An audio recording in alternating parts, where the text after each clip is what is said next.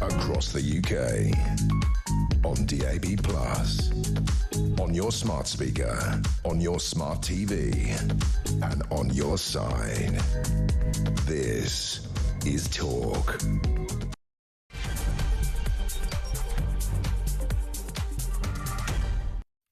Well, this is the James Whale Show, and as promised all day on Talk, we will now give you the last ever interview of James Whale during a glittering career in broadcasting. Yeah. You know what? Very often people will say the next person needs no introduction and then drone on for about 5 minutes. The fact is, this man needs no introduction. It's James Whale. Welcome to what may be my last interview with a man who may be Britain's last Prime Minister. I've spent 50 years on the TV and the radio. I've had a great time.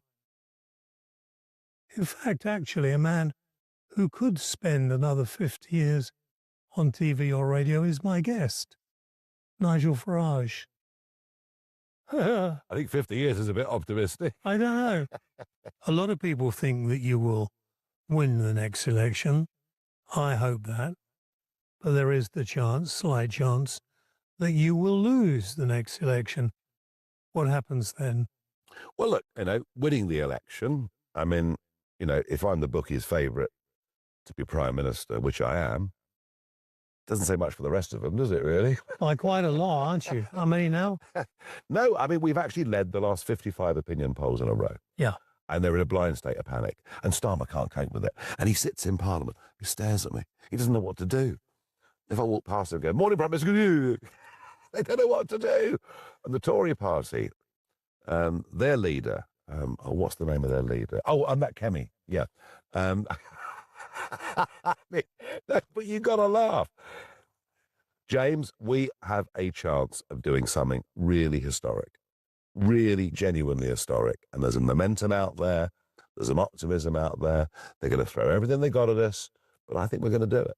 And I'm certainly not even contemplating failure. What are you going to say to make those people who say, Nigel, he's great, but he's just a showman?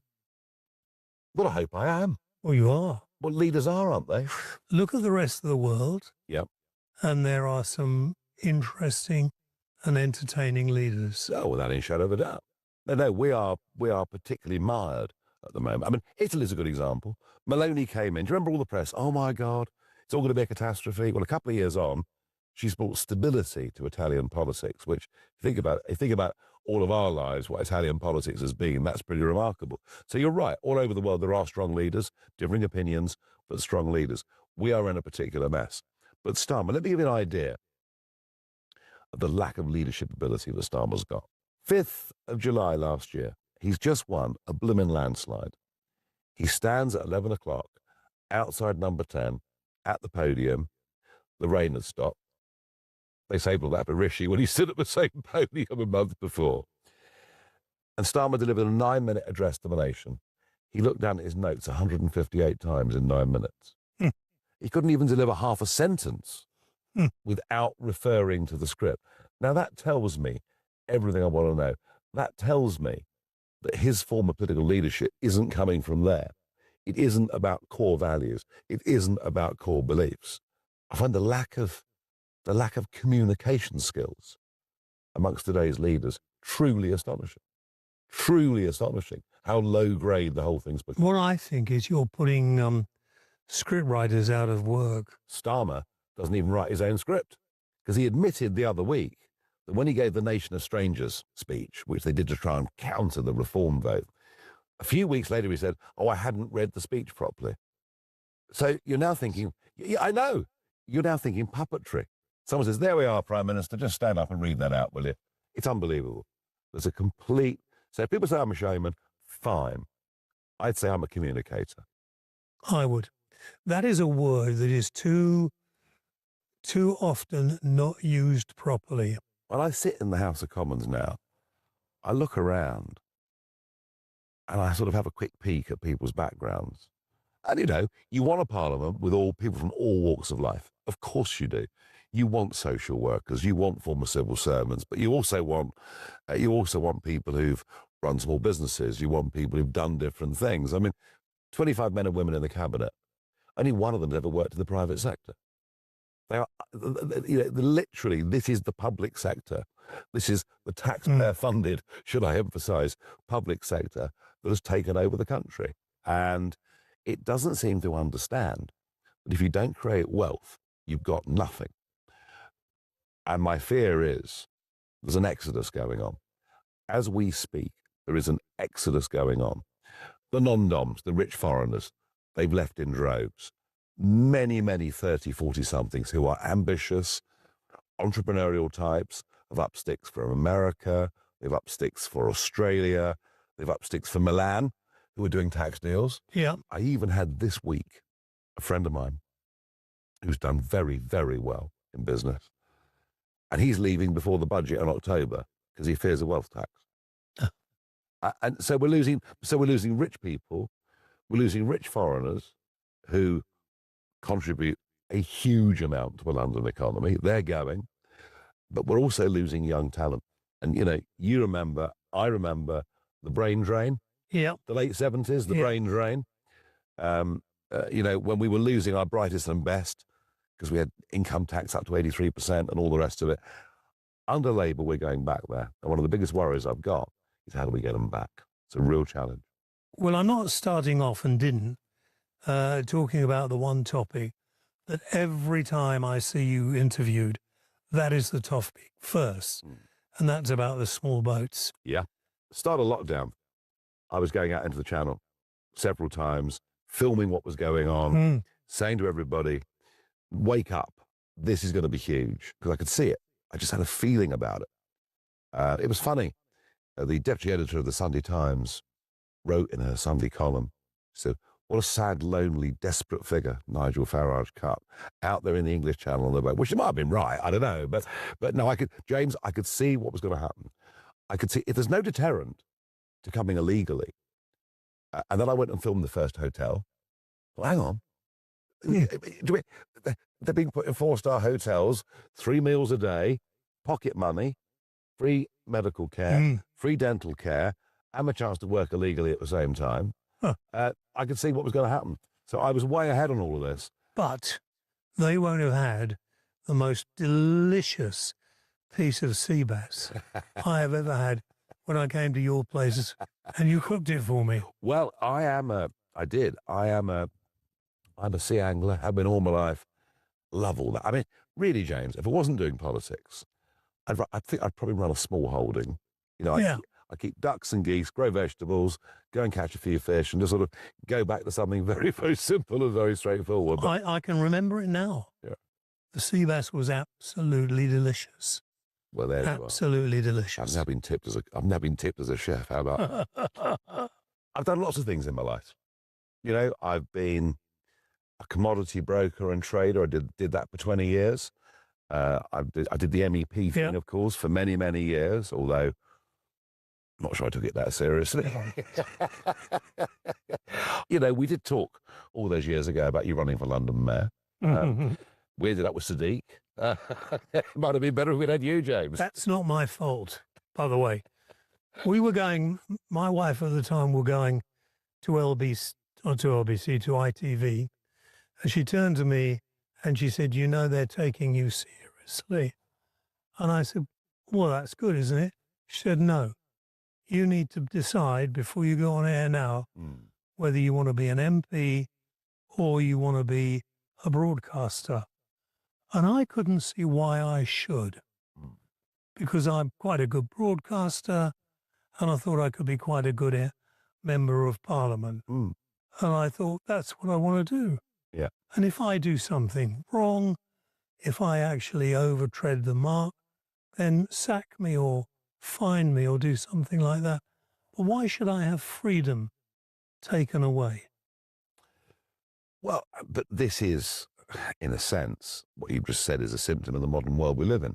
Look how our freedoms were taken away during the pandemic. Yeah. I mean, not even in wartime did government restrict what we do to that degree. And now we're hearing that maybe we'll have national ID cards. I mean, I think Tony Blair wants to microchip us. Yeah, I do. But by the way, it'll be for our own good. It'll make us all safer. Life will be better. And I just don't trust big government. I think you and I are very similar on that. We kind of, What do you say to the person who says, if you've done nothing wrong, you've got nothing to fear? yeah, and that's the classic argument that is turned out time and time again. But having a certain opinion, you can think is nothing wrong until it becomes, Then you discuss it. So say you decided not to have the vaccine, and because of the vaccine passport hell we lived in for a couple of years, you were basically excluded from travelling, from living normally. The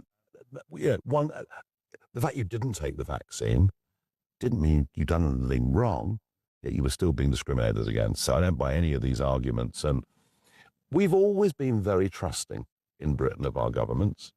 I'm very concerned that people get in control, people who have a number two priority on their mind. And when they want to be in control, they actually mean they want to be telling you what you can and cannot do. People like Matt Hancock. Do you remember that? He's on the telly. I'm telling you to stay at home. This is an order. If I could have had a brick, I'd have chucked in at the telly. Some little pipsqueak telling me I couldn't leave the house for more than an hour a day. I mean, we've got problems now with new measles. Yep.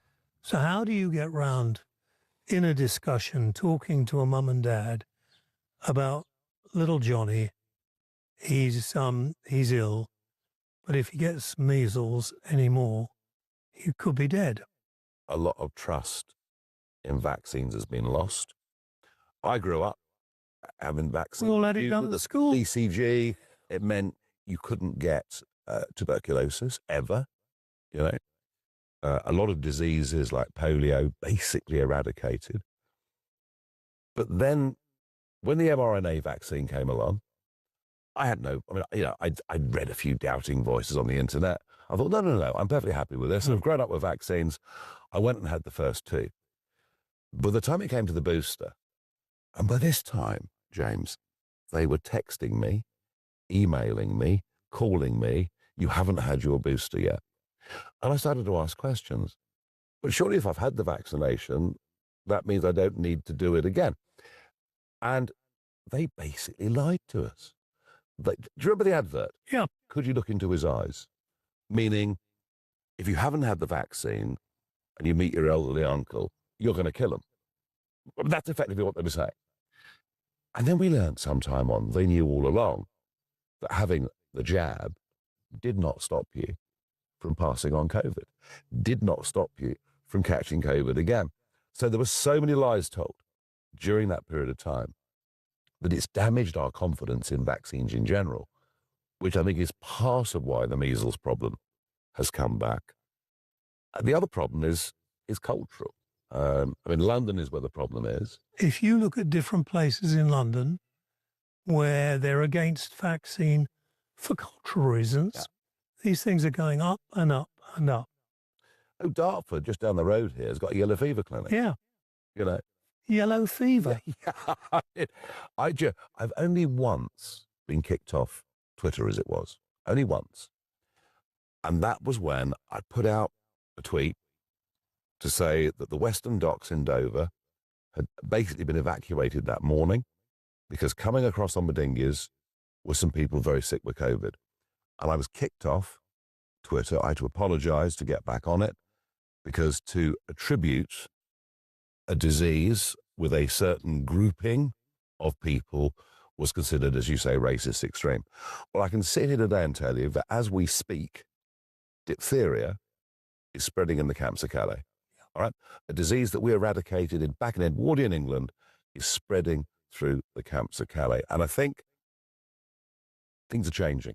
I think they call it the Overton window.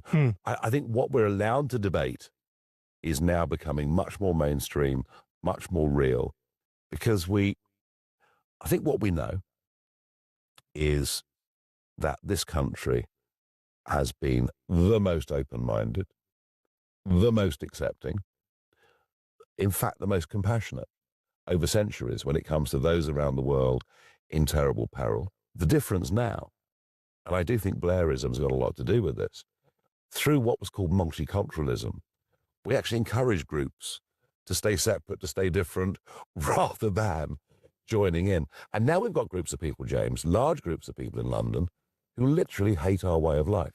I don't have very much time left. And it's not a time when most people would really want to make an interview or talk about it. Yeah, but you're James Whale. Yeah, I must do something different.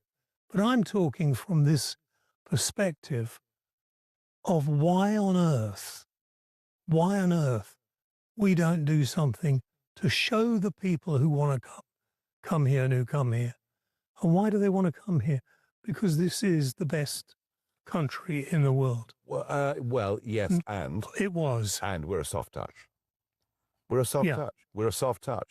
I mean, what sane country says that you can access the benefit system as quickly as you can in this country? You know, you can't have freedom of movement of people at any level, or open borders at any level, all the while you've got a social security system. Yeah. And we're now learning the truth that, of course, net migration is making us poorer. All the old arguments about everybody comes here to work, it's all nonsense. Most people that have come here in the last 10 years aren't working. And I think the public are waking up to that. And that's probably why reform has done well. Firstly, because we're cheesed off with the two parties. They both look a bit like, each other and failures. And secondly, because I've been saying this kind of stuff for a very, very long time, in the face of a lot of hostility, in the face of a lot of abuse. And people begin to say, do you know what, this bloke's right. He's actually called this stuff out, and been saying it for a long time and been consistent. And people want a real change. How long before they get it? I am not convinced, despite the massive majority. I'm not convinced this government goes the full term. I think the economic problems that are building up are akin to the late 1970s. I think the debt burden just gets bigger and bigger. We're basically going into recession. And you know who's going to get the blame? Who's that? Not me. Not again. They can't blame me for everything. This is what annoys me. I hear such rubbish spoken on the radio and the TV. Yeah. We've established the fact, I've known you a long time. Yeah. If you didn't want this country to succeed, you'd in America, of course, living in a wonderful. Of course. So would I. The people that are supporting me, this is not a protest. This is not a two fingers up. And you don't want that. I don't want that. This is actually, and the events I do, when I travel around, people say, you're going to do this. You're going to turn this country around. There's a wave of optimism that we actually can do this. Collective will, we can do this. I mean, I know they're going to make it very hard for me. I know they're going to throw everything. I've watched what they tried to do to Trump in America, etc. I know this will be tough. You and I are very similar in this regard. We say to people, take us as we are. If you like us, that's fantastic. If you don't, we couldn't care bloody less. We're very similar in that regard. So I'm not going to be scrolling through the comments, on Mail Online to see whether people like me or not. I'll just go on doing what I think is right. I don't want to identify where I am, because then I might have to have 8 burly security guards like you have sitting outside. But do you really have to have them? I think the threats are very real, yeah. And I think, oh yes. I mean, I've had, despite having people with me, I've had milkshakes thrown in my face, pints of beer poured over my head, cement chucked at me, been hit over the head with banners. Oh yeah. Yeah. I think the big danger is if it's pre-advertised where you're going. So, Nigel will be in Maidstone Town Centre at midday on Saturday. You've got a real problem. If Nigel just turns up at midday in Maidstone, it'll probably be okay. Yeah. Until someone gets their mobile phone out and tweets where you are. And, the hate mob is very real. And kind of, you're seeing it with, take Palestine Action. Take that particular group. They think using violence is perfectly acceptable. Those of us that believe in democracy think we have our debates and we'll sort it out with a pencil and a piece of paper come election time. So I think there's a growing number of people on the sort of loony left who think violence is totally acceptable. So I'm afraid the answer, sadly, is yes. You know, it's a bit of a worry when you can't have a debate, talk about it. You can do it tongue-in-cheek like I do a lot of the time, have a bit of a laugh. But once people take it so seriously, they want to hit you. But it's also a lack of respect for democratic values. I mean, when you think about it, this is extraordinary. Enoch Powell in the 70s travelled on the London Underground on his own. Now, he was the most controversial political figure of the day. But kind of that post-war period, we did respect the right of other people to have different views. And we might argue like crazy with them. But kind of, I think a generation that had lived through one or two wars understood that freedom of debate was what they'd actually fought for. And, you know, that's the problem. Not many generations have lived through many wars now. Possibly true. Do we need a war? Well, let's hope we don't. I tell you what, I've got a better option than war, right? Let's get an education system that actually teaches kids critical thinking. An education system that says to them, look, here are two sides to an argument, right? You're big enough and ugly enough to decide which of these you think is the valid argument, but they're both valid. Instead of an education system that says, here are two approaches to a problem. One is virtuous and good, and if you support the other one, you're probably evil and maybe a neo-Nazi as well. And that's how poisonous our education system has become. And if you bring people up to think like that, no wonder they think, in some cases, that violence is actually acceptable. Thanks, Nigel. James, you're a complete star. I hope I've got more than a few weeks, but... Well, so do I. That's really made me... So do I. And you never know, miracles do happen. They do. They do. Happen. Well, your career's been a miracle. Well, it has, considering I had no A-levels, O-levels, CSEs, or even a letter after my name for broadcasting. You said to me the other day, you've never really had a job. I haven't. Well, there we go. I mean, I just feel like that is a moment in history, isn't it? We all grew up watching and listening to James Whale, and to be the person that broadcasted his final interview of his career, I mean, Asher, it must be particularly poignant for you. Well, yeah, I mean, it's 30 years nearly, isn't it? So, yeah, amazing, all those years working with him. It was fantastic, and everything happened pretty much that could possibly happen. What was your favourite bit of working with James Whale? Oh, I mean, we've done thousands of shows, haven't we? It's hard to put it. I mean, I've been thinking about it lately because we've been thinking of talking to him, and we've done another little interview that might come out. So yeah, and there'll be other things that keep. You know, I can be just sitting down and go, oh, do you remember this and that? But I mean, you know, we've had it. We had every emergency service over the years. We had ambulance, fire brigade, police, and even the bomb squad at different times. We had some crazy stuff, lots of mad politicians. Let's just be clear on one thing.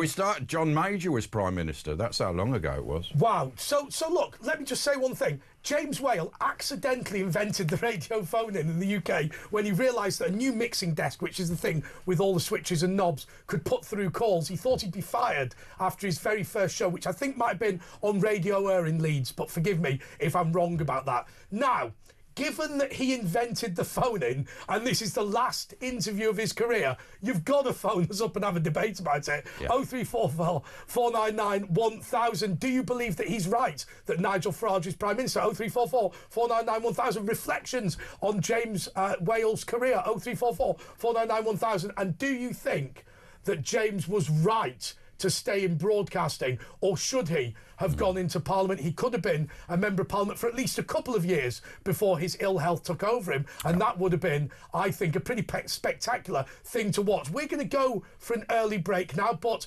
0344 499 1000, as it stands, because you've just watched the interview, every slot is free to phone in. So if you phone in now, you're going to be on this show talking about the momentous occasion of the effective de facto retirement of James Whale. Back in a moment.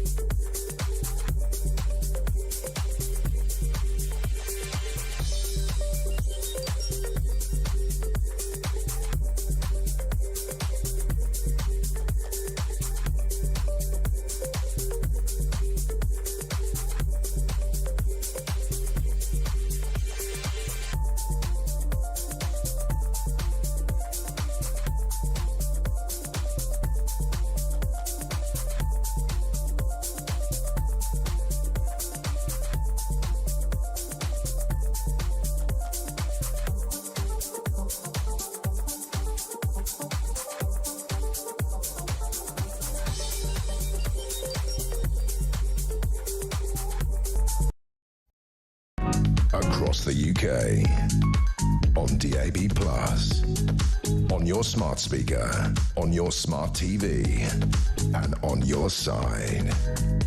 This is Talk. And by the way, I should say on this important and momentous occasion, thank you so much to James Whale, who for reasons completely unknown to me, asked me to be his understudy. So when he was off ill and whatever, I would take over. Really, we didn't know each other that well, and because of his illness, obviously, I've never really socialised with him. But I want to thank him for that nonetheless. And as you know, I nominated him for the MBE to thank him. So I think we're pretty much even then. But 03444991000. Let's go. One other thing, he was going to come on tonight, but he's a bit knackered again. But that doesn't mean he will be on next week. Chaitaris Paribus.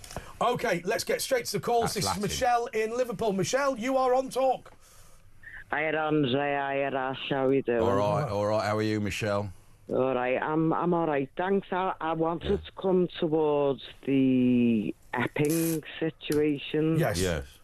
Well, there was a big there was a riot there.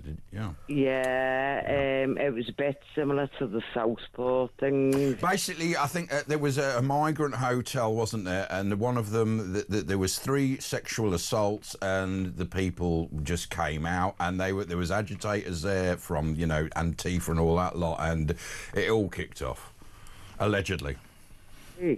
But we're getting told that some of the left wing getting paid to do that kind of thing as well, which is... Well, there are people that are paid to go to protests. There are professionally paid protesters who some of them don't even know what they're protesting about. They're told to get there. They're getting signs printed for them, and that's what happens. And that should be made illegal, I think, that sort of thing. It's in America as well. There's actually, you can go on a website, do you need this and that? Companies can hire them. Anyone can hire them. And you see the same people at different protests, winding people up. It's really sad that all this is happening and nothing's getting done by the government. It's really agitating the British public now. You know what I mean? Yeah. OK, great. Thanks so much. By the way, we have had 1 or 2 people get in touch, including Angie, to say, why was this an interview about Nigel Farage? Let's just be clear.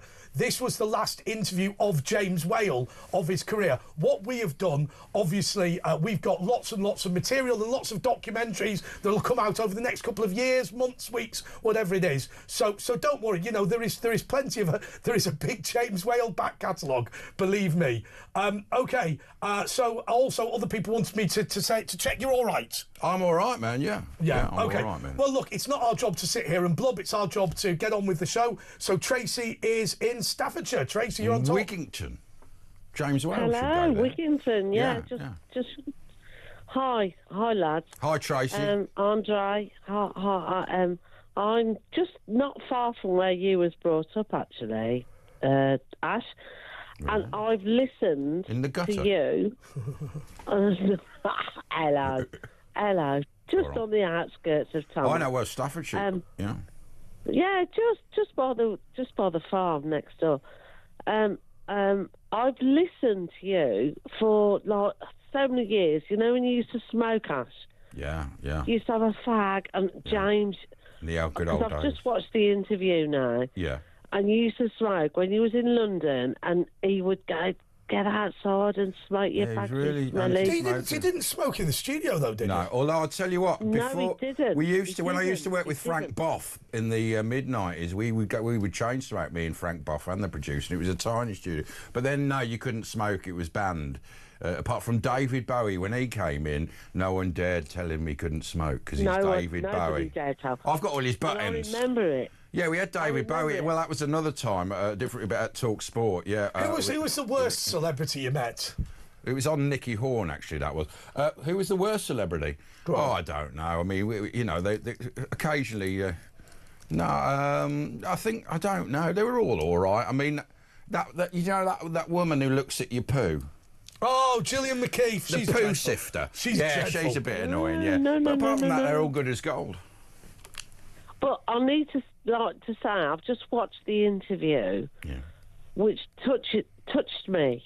Yeah. Really, because I've listened to James for many, many years in my lonely nights and all of that. I won't go into that; it don't matter. Mm-hmm. But where they used to take this out of you. Go and have a fag, get outside, do Well, that. I did used to go and have a fag, often with Mike Graham, because he used to do the show after us, and I'd be out on the road. We once actually set the bin on fire and caused a big fire. But the whole building was black for years after on the side. Because Ash, when I was in my previous life, married to my ex-husband, I used to go outside when you went outside and smoked.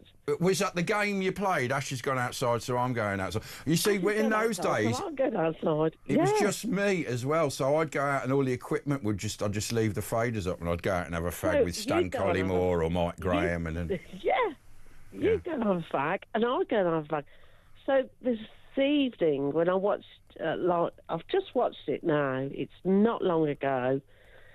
It just touched me, this guy, this fella, that sometimes I would disagree with and dare not call, but then once I called him and told him, and you regret James Whale, that I had cut my husband's clothes up because he was having an affair. Oh, I vaguely remember that, yeah.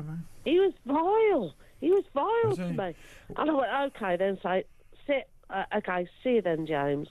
But if someone did that to his clothes, it'd be an improvement, wouldn't it?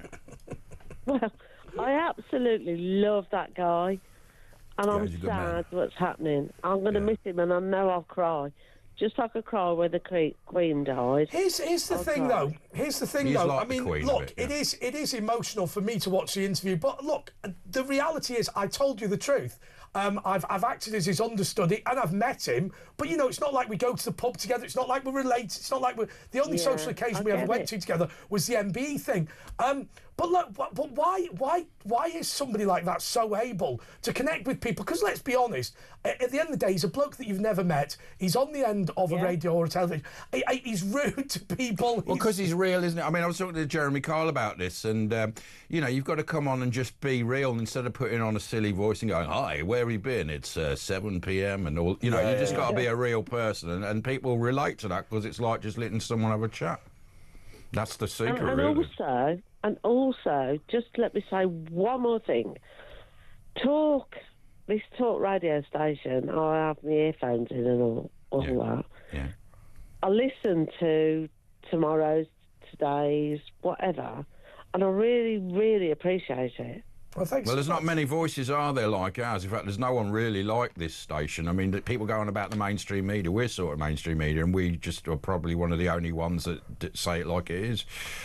Instead of the flannel and the BS. Do you know the difference? Do you know the difference between James Whale, Asher Gould and Talk, and indeed the rest of the media? They like their audience, right? You look at people like the BBC, you look at a lot of these uppity people, a lot of these people that show off. They call you Pond Life. I know people at BBC, and they had a manager in once, and they said, right, this is the Pond Life who you got to talk to. They literally call the British public Pond Life.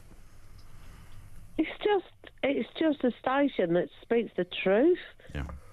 Thanks, Tracy. OK, right. So Nigel Farage says he's going to be the next Prime Minister. Political strategist and talk radio presenter Pete Barnes is on. Pete, you think that that James Whale and... Oh, look. No, wait. Watch me do this to him. You think that James Whale's wrong in his final interview, don't you, Pete? Wow, I knew you were going to do that. How dare you? I knew it. I knew you were going to do that. No, I have to admit, I haven't watched the interview yet, but I was actually going to watch it when I got home because I've just finished with Kevin. But you I finished? got cornered in the lift. Yes, I got cornered in the lift and got asked to do this. But sadly, whilst Nigel talks a good game, these things called facts rather get in the way of his argument, but that's never stopped Nigel before. But the fact is he's number one in the polls, and look at the competition. Kemi and Starmer, they're finished. They've permanently destroyed this country. Okay, so he's reading in the Westminster voting intention. That changes pretty much every single day. But you've got to explain to me why a government who's polling at 13% satisfaction rate is polling second in Westminster voting. There is a reason for that. And the reason is they don't like the only real credible alternative, and that is reform. The Tories are out of this. Their main job is literally to survive. It's 2001 all over again. So the real factor, when you actually boil this down, is that Starmer is actually more liked and, importantly, staggeringly more trusted. But Pete, even his wife doesn't like him. The reality is, all of that will be rendered irrelevant under the following circumstance. If the Conservatives can hold up the home counties, which they probably can. I live in Windsor. Look, Windsor is going to remain Conservative, we imagine. You know, I've got a friend who's the MP for Buckingham, or Mid-Buckingham, whatever it's called. You know, those seats are going to hold up.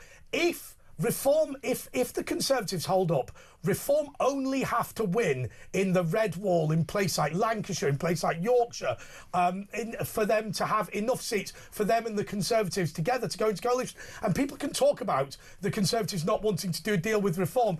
If two right-wing or centre-right parties collectively would have enough votes to be the government, that's what's going to happen. Well, unfortunately, you are kind of right, but then there's also the problem of 40% of the Reform voter base has actually said that they would go back to the Labour Party if they did something on the issues of the small boats and the economy. This is the point, is there is no longevity. There's no actual supportive foundation. Hang on a second, Pete. The Labour Party have sacked their own voters, right? Do you remember, you must remember when it came to the Brexit referendum, those Labour MPs going, all I'd have to do is say that I'll support the Brexit referendum result to keep my seats, but I'm not going to do it because I'm interested. Look, but they've not only sacked their own voters, they've imprisoned their own voters. The reality is there is no prospect. There still is the fundamental basis. There is no prospect. Trust there. But there is no prospect. You think Starmer's trusted? Hang on, there is no prospect. According to this polling, yes, he is more than Don't believe the polls. Hang on a second. Oh, what? So let me just hang on. Are wrong on this. Sorry, Andre. Sorry. Hang on. I just wanted to finish the point, and all it was, there is no prospect of the Labour Party doing the things that would appeal to its own voters. At the moment, but it's 4 years to the next general election. You cannot guarantee that that won't happen. If Reform are kind of going on a wing and a prayer at the moment, that's not enough. If you really want to change politics, take over Westminster, do everything they want to say, even now, they're still short of a majority. How? You have to start asking, how is that possible, given everything that we're seeing? And the reason is that Reform are not credible in the eyes of the voters. The main factor of that. But they've got 4 years to sort that. They've got 4 years to sort that. But that also as did the Labour Party. That also presupposes that Nigel Farage is at his high watermark and Labour are at their low watermark. What it actually suggests is that the party is now bigger than Farage. The party polls better satisfaction levels than Farage himself. But many people are running around saying that Reform is Farage. If the Reform Party failed to offer anything else other than small boats and Nigel Farage, they're not getting any. But they also offer that it's not going to be two of these legacy parties that have destroyed permanently this country. The Tories and Labour have permanently destroyed, but they've permanently caused permanent damage, so they're permanently finished.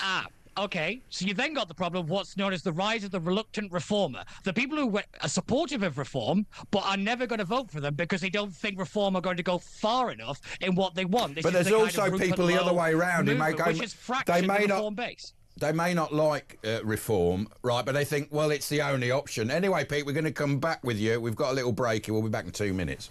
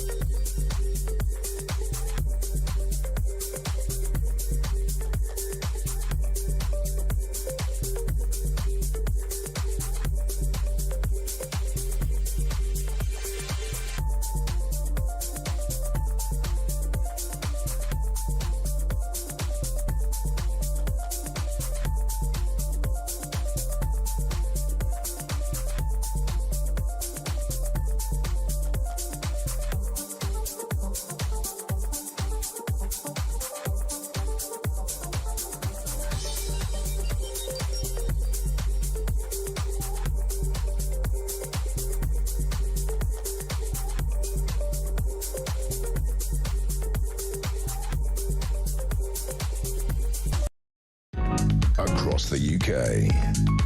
On DAB+, on your smart speaker, on your smart TV, and on your side. This is Talk.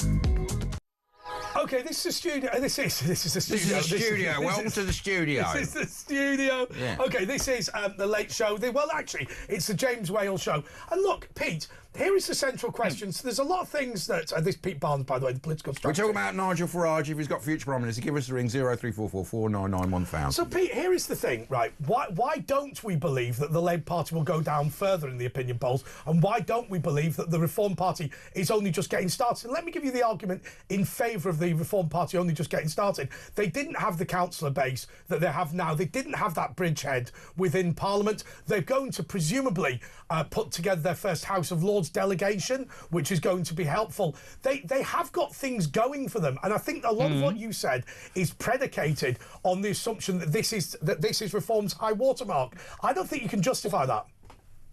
Well, I look at it in terms of ability to succeed in anything, because one thing nobody's talking about is that any of the seats that have been defections, or any of the seats that they've won, they have yet to actually retain or defend in terms of actually winning them and retaining them at local council level. So they're winning all these seats in a kind of protest vote, but they're not holding on to them. However, no, you can't get away with that. You've got to remember, those people that have resigned as Reform councillors in the 6 or 8 weeks since the election have all disgraced themselves. Therefore, you wouldn't expect them to... I mean, you can't win the election, resign and disgrace... I'm literally looking at the data. Reform have yet to retain a single seat that they've defended. But the point... It's not in fact that you can ignore. But the point... Of course you can. Of course you can ignore it. Of course you can ignore it. The reason you can ignore it is they're only defending seats where the councillors has to resign very prematurely. And that's not a good look. Not necessarily, because some of these are long-term seats. Let's not forget, these elections have been going on 99% of seats held by Reform, that's just a figure off the top of my head, were won at the last local elections. The number of seats that they had prior to that, I mean, I think I was looking at one seat where a guy won and then he had to resign. Not been able to retain because of how Reform have behaved as a national party. Pete, you're laying this out. It's factually it's unfair to say that defending a seat 8 weeks after the previous election as a result of resignation... It's not just 8 weeks. It is factually incorrect. These elections have been going on since the general election. So you can't just say it's 8 weeks.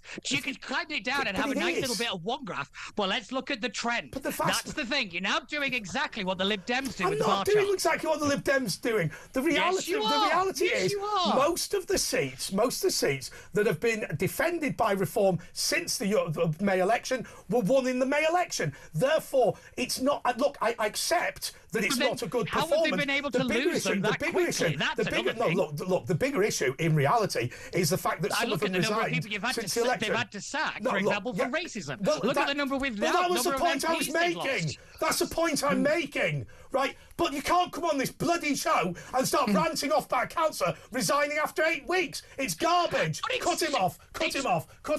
I've had enough. Get rid of him. Get rid of him. It's garbage. 8 bloody weeks. Shall we go to a break? We better take...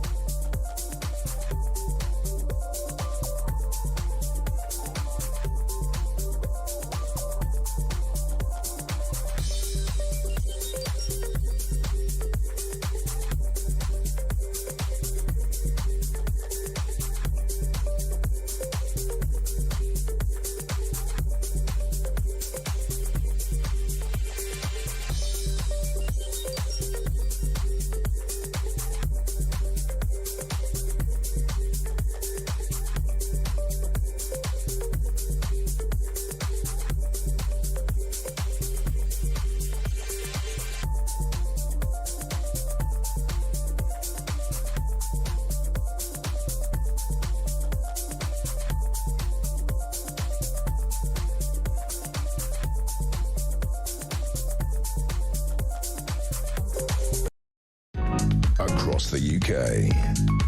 On DAB+, on your smart speaker, on your smart TV, and on your side. This is Talk. Okay, this is the James Whale Show, and what an amazing night to have had James Whale on for that final ever interview with Nigel Farage. If you missed it, it is on YouTube. Okay, let's read out some of your messages. James Whale is a living legend, and so is Nigel Farage. A brilliant interview by two men who have so many people who dislike them, yet have both achieved more in their different ways than most. This goes on quite a long time. Yeah. I'm a Reform voter, and I'm going to be targeted and called a far-right racist like many Reform voters, but we're not. We're hard-working family people made up of all creeds and colours who only want the best for Britain and our children. At the moment, the politics of this country is so wrong on every level. We need to have a complete change of way everything is done, etc., etc., etc. OK, let's go to...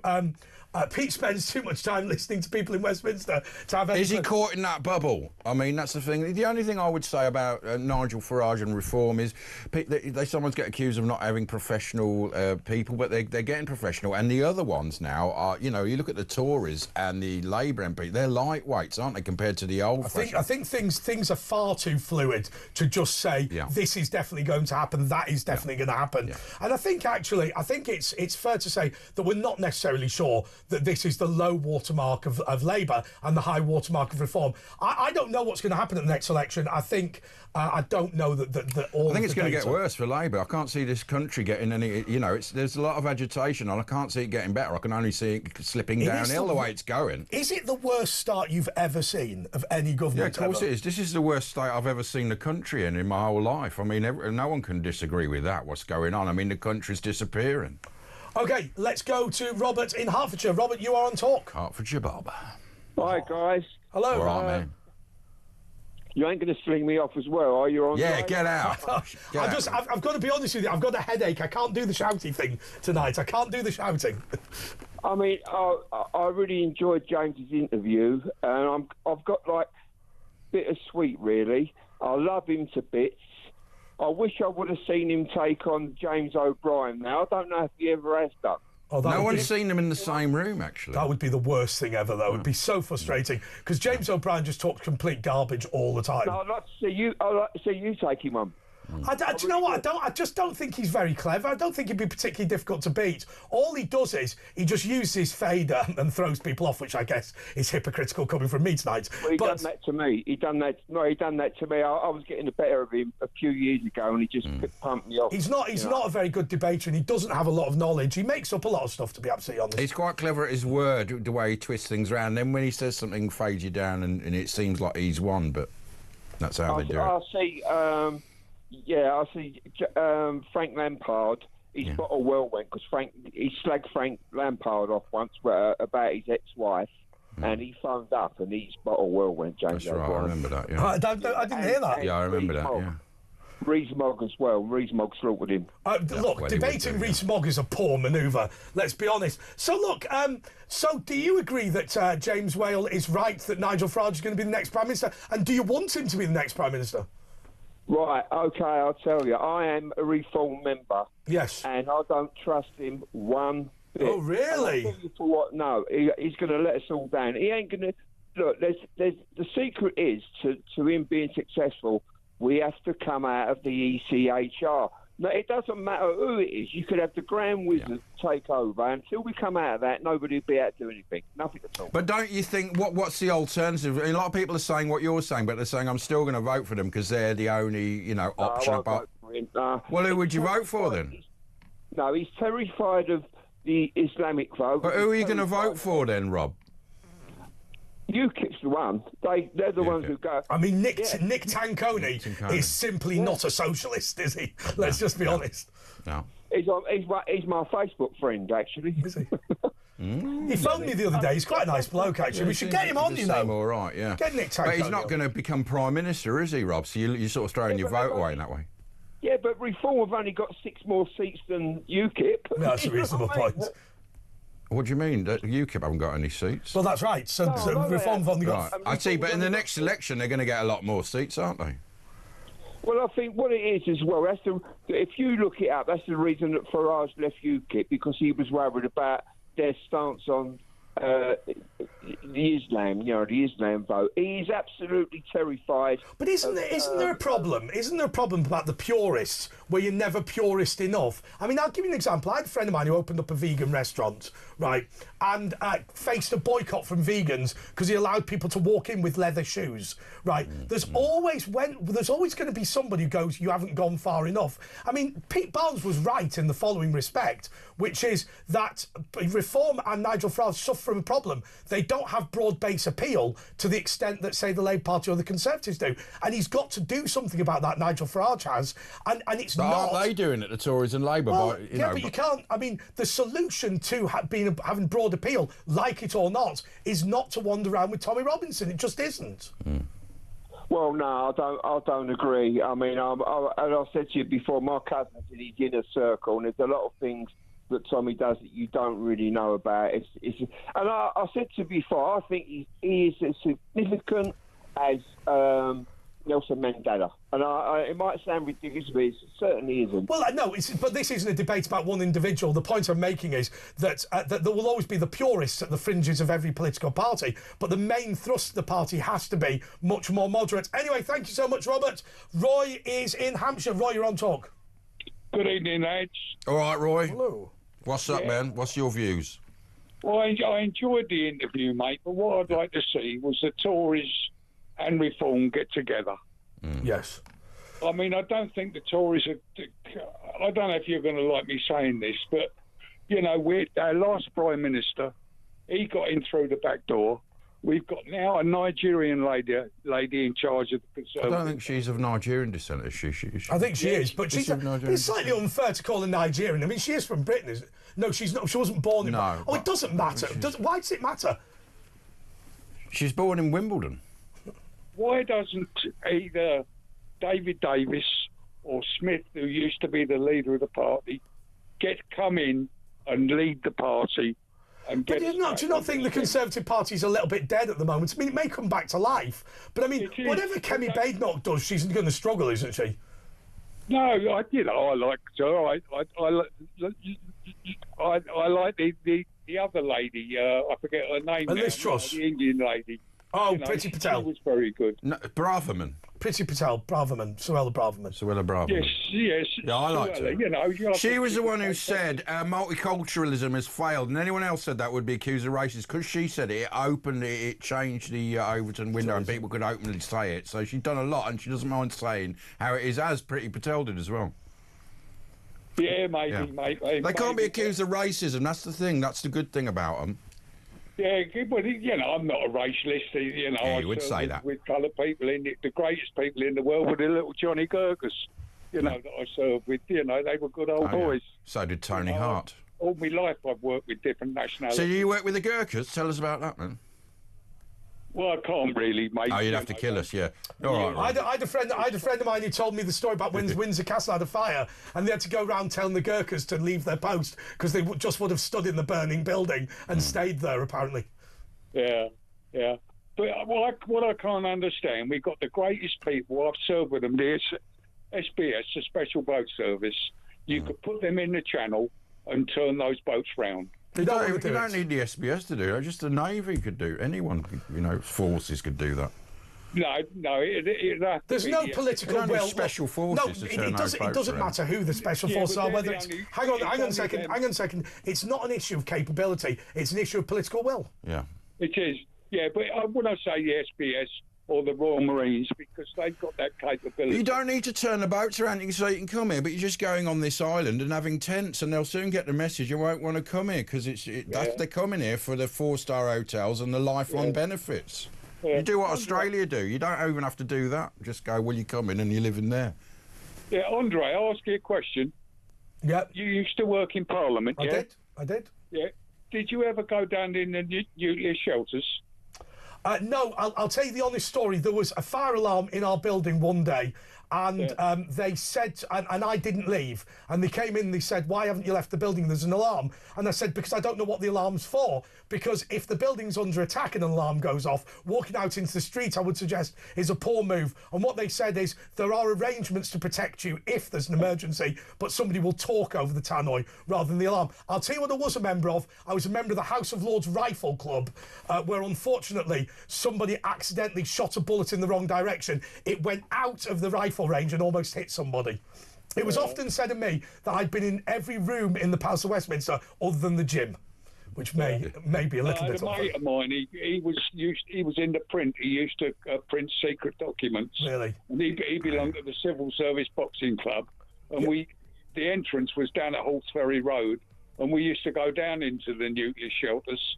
Oh, yeah. But Horseferry Road would be, I mean, that's much further up. I suppose it's. Haven't they got a new nuclear shelter? They built when they did the Jubilee line extension. I'd have thought so. Have I said too much? I'd have thought so. Well, I mean, look, if somebody drops a nuke on London, you've got no chance anyway. Yeah. It's more of the smaller bombs. OK, thank you so much, Roy. Thank you so much for all of you who phoned in. But please do keep your calls going. 03444991000. We've got Danielle Nichols coming up just in a couple of moments. Yeah, you're meant to go out to the break. Oh, that's all right. Yeah, but anyway. We've got the press preview, 0344449911000. So, yeah, Danielle's going to be on Zoom. It's me and Andre, but give us at Virtual Ash. At Virtual Ash, at Andre JP Walker on Twitter, at the James Whale. Twitter him and tell him to come on next week.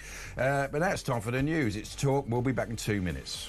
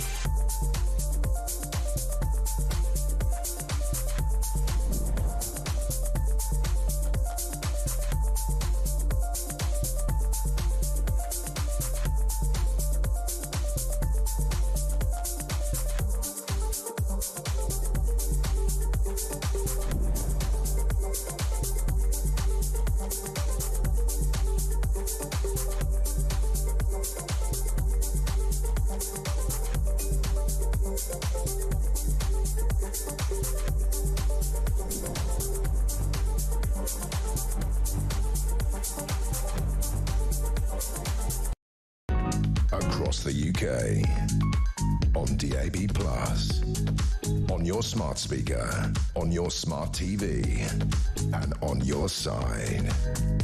This is Talk.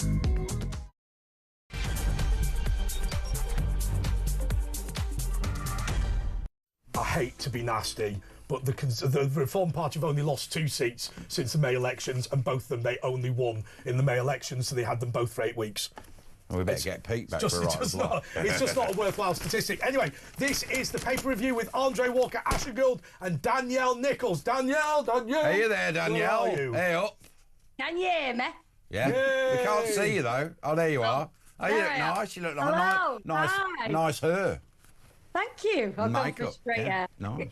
Can I just say, I've got an absolute, complete, ridiculous amount of respect for single parents who are trying to work from home, because Dean's away pre-season, so I've got the kids, and just trying to get set up tonight was impossible, because I don't know how you could get any work done. They just keep asking questions, and then I'm just about 5 seconds from the absolute end of my tether, and I went, what now? Like you do. So how old is your youngest? Well, my youngest is 7, and I went, right, what now? And he went like this, I've drawn you a picture. Let's see it.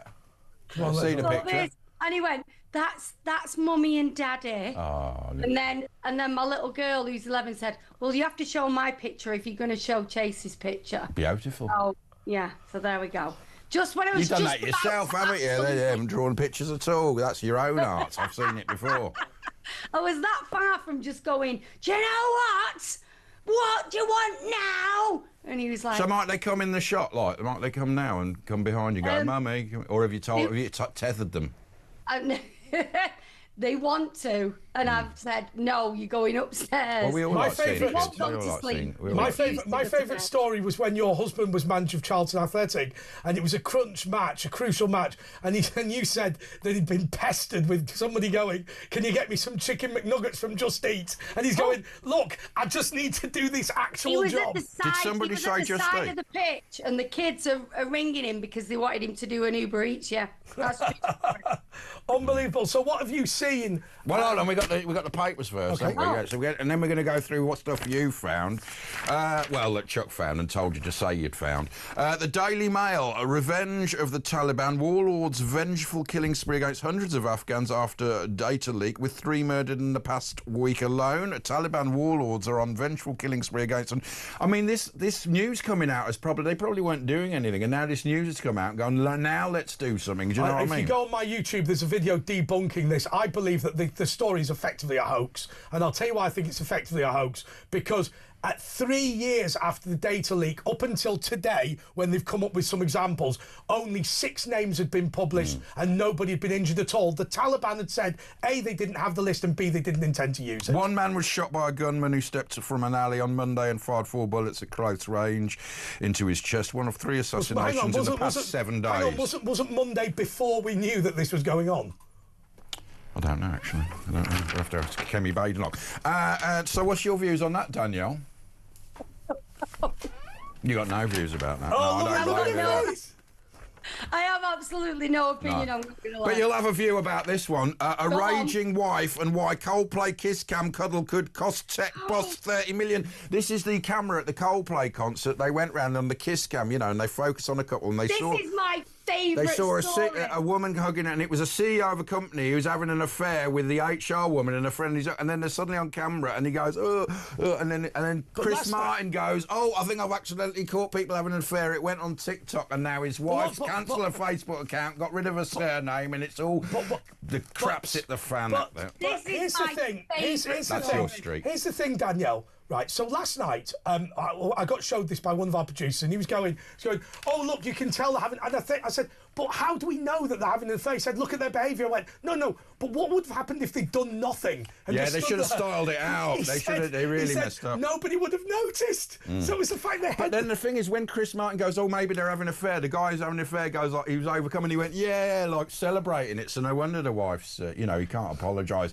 And, it's a bit... He should be a bit worried at his company, because obviously having it off with the HR person, you can't really fire people after that, because they can say, it's a bit internal shenanigans going on. So we'll see, but it's a multi-million-pound company. It could cost him £30 million.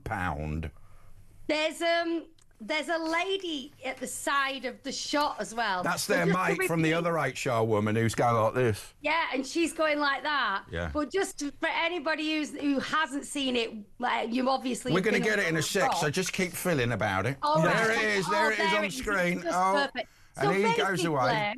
It's a kiss cam, so the camera goes around the crowd and finds romantic. Look at him celebrating there, he's in big trouble and he's celebrating. Oh my word! And basically he's cuddling this lady. I thought the same thing. Surely he incriminated himself. I don't believe this would have even hit the news. I think the only people who'd have seen it would have been the Coldplay concert. It got TikToked though. Yes, it's because of his reaction and her reaction. But he had his arms just around her. I mean, it's but the obvious point he's is, having an he's affair. That's holding not her and friendly. he's cuddling her. Yeah, but that's not a friendly cuddle, is it? Well, yeah, we all know that was a loving cuddle. But my point is, they're cuddling, right? So, okay, he's clearly up to no good. And as Andre said, style it out, no. But the point would have been, if his reaction had kind of been a bit shifty and he'd have kind of just styled it out and cuddled and kind of just stepped back a little, it would never have got the kind of How about celebrating that he's been caught? How about you do this? It's a principle of libel that if you're going to make an allegation, you have to prove it, and the guy suing you has to prove nothing. What you could do, I reckon, certainly you could do this in the UK, or I think you could, he could just sue Chris Martin for claiming he had an affair. Neither him nor the woman give any evidence in court, and just see what happens. Yeah, but on the balance of probabilities, the judge is going to go, right. well, you obviously are having an affair. I think to try and sue Chris Martin might be a poor manoeuvre. Do you know why I think as well it's gone so global? Because, let's not all pretend that everybody has a halo over the head. I think everybody's watching it thinking, oh my, it's like the cringe. Is there something you want to tell us, Daniel? It's the most frighteningly cringy. A bit of you just kind of feels sick. They must have thought, well, it might happen. They should have worn some sort of gimp mask or something, and it'd been all right then, wouldn't they? Without no identity. No, but before he ran out the way, that you could have gone. It would have been. Oh, apparently there was someone who looked like me on the kiss cam. Don't know what happened. This is what I mean. Not you could have denied it. You could have, even though it was obviously. They're like Shaggy. Wasn't me. I caught you red-handed doing that. Wasn't me. It'd have been on for a second, and then it'd have disappeared, and everybody would have possibly forgot. You might have got the odd person who said that wasn't such and such. My favourite kiss cam is when the guy pulls out a sign and with an arrow going, "This is my sister," right? Because of course he sat next to a young woman approximately his age, and they want him to snog her, but obviously he was wise to it, so he held up going, "This is my sister." I wonder if they'll have a case with the stadium for it. I suppose not, but it's not their fault. But no, there'll be a sign up saying Chris Martin, said, "Oh look, there's a loving couple," and then he saw the reaction. He goes, "Oh, I might have, just outed an affair," and the bloke goes like this, like laughing along. So that's not going to go down well with the wife. They're all laughing about her marriage being now. No, well, hang on a second. If you look, she goes, puts her head in her hands, and he ducks down. Here it is again. So she puts her head in her hands, and he ducks down as if, oh God. But then he gets excited, and then he gets up again. Then he realises. No, actually, if you look, the guy that first puts his hand in the air is somebody else. That's not him. You're right. Yeah. It's not him. He should. Yeah. So he had like a double there, didn't he, to take over? Yeah. To be fair, the guy that puts his hands in the air has got a blue shirt on, the same as him. So it does look like it, but it isn't. He's ducked down. So it's all in the reaction. They absolutely incriminate themselves. Beyond anything, and how that was not going to hit social media would be only if they'd have reacted as if, breezy, normal, like you said, we might have had a slim chance of just enjoying the Coldplay song, and I got a bit over emotional. What worries me I was thinking of you, darling. Is everybody at his work know then? Yeah. Because they do now, everyone knows. It went 30 million times. She's the head of HR. There's apparently an internal emails all going around about it. I mean, he's toast. What do you do, though? Because they'll be, demonised, won't they? He'll divorce his wife and get sacked from the company. But he'll still have a few. My favourite is there's a very famous politician where, and I do want to anonymise it. He got a phone call from the spin doctor who was worked for his boss, who said, "Listen, you're going to have to admit to your affair to your wife because it's going to come out in the press." So he phoned his wife and admitted to the affair. And when the paper was published the next day, it was a different woman. He'd had 2 affairs and he'd admitted to the wrong one. Oh, actually, you can't defame the dead. It was John Prescott. Double bubble. It was John Prescott. He phoned up Pauline and told her. But she stayed with him. She did stay with him. I love the thing that John Prescott said when Tony Blair didn't want to raise the wages or cut it. He wanted to cut the wages for cabinet ministers in 1997. He went, "It's all right for you. Your wife earns 100 grand a year, whereas my wife just spends 100 grand a year." You think? I mean, we look at him, we laughed at him, but now he'd be considered quite a serious heavyweight. Well, literally, politician, wouldn't he? Amongst this lot we've got. I think he would nowadays. Yeah. Right, Daily Mirror. Not much competition. Harry's last hope, and let's have a look at this. Prince Harold might never be able to mend the rift with his father, a royal expert fears, you don't say. Another author, Tom Bower, says the Duke is desperate to end the royal feud before William becomes king. He added, Harry is his own worst enemy. He's worried one day William will banish him, and yeah, I think he will, especially if he's still with Meghan. It's often said that Prince William's concern is because the amount of taping and leaking that's gone on, any conversation could turn into a new Netflix documentary. You'd have to sign an NDA, wouldn't he? He'd have to get him to sign an NDA, which means you'd have to pay millions and stuff, and he'd be out the royal family. That's the only way. And Meghan would have to be out the picture. I think the reason they wanted to out Frogmore Cottage was because it's behind the security lines at Windsor, and basically they were worried that she would bring in camera crews and all sorts and just start filming people. She would have. Have we seen all the spoofs that are going around with the Meghan Markle podcast? Have we talked about that? No. That she's done with this Jamie Kern Lima. No. Is it Lima? Is that the girl from England, the one she did recently? No, she did. Right. She did a podcast with like her best friend. Oh yeah. Oh, my best that she's known about 2 days. Awful. And they do this whole sketch, right, where she says, I've not managed to, secure a book deal yet. Oh no. I haven't got a successful business yet. I haven't managed to find my work-life balance yet. Oh, it is absolutely cringe. To say it's cringy. It's absolutely. Well, she is the epitome of cringe, isn't she, Meghan Markle? Everything she does is cringe. She is. And I think while she's on the scene, I think he's not got a chance. Right, OK, well, look, we're going to take a little break here. We'll be back with Danielle and the press preview. It's Talk, back in a couple of minutes. Amy, press the button.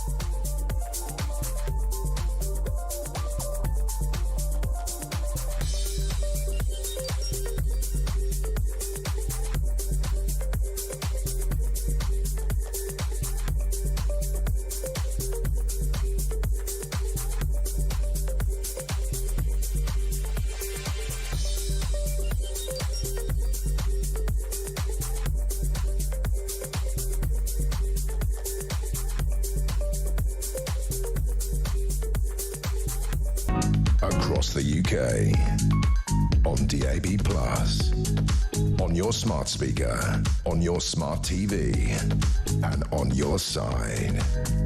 This is Talk.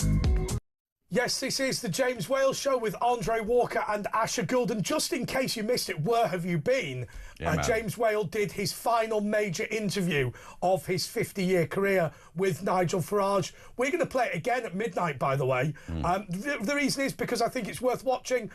It works on many levels. Well, if you watch it twice, it's like a good movie. You'll find other bits in it that you didn't realise. It's always worth watching it again to reiterate what was going on. It was a fascinating interview. James did really well in that. He was knackered afterwards. What are your reflections on James Wales' career, Danielle? Because, I mean, look, he's been a legend of the broadcasting world for so long. You know, I really enjoyed the interview because it felt very personable. Well, because they're mates, aren't they? That's why. Yeah, you could tell that they were mates. And Farage wasn't worried about the gotcha question. He knew that wasn't going to happen, so he relaxed. James was relaxed, and that's why it went well. Was it you gave him the hat? Yeah, I told him to wear the hat. I was the one that... Well, it did look good, didn't it? It did look good. And also to see it was a very hot day, and, you know, with his slap head, we needed to get a bit of a cover on. It looked better than Hanky with knots on it. What you should have done... He'd have ended up with sunburn. What you should have done was you should have gone over and creamed his head. Because obviously, if he was going to be a bit hot, get a bit of sunburn, you should have creamed his head. We did, a bit of... Would you have creamed his head if you were there, Danielle? Yes, I would have added all been creaming his head. Some cream to his head, yeah. Oh, add some cream, yeah. No, I thought it was... Yeah, okay. No, I thought it was really nice, and I really enjoyed listening to it, and I thought you can...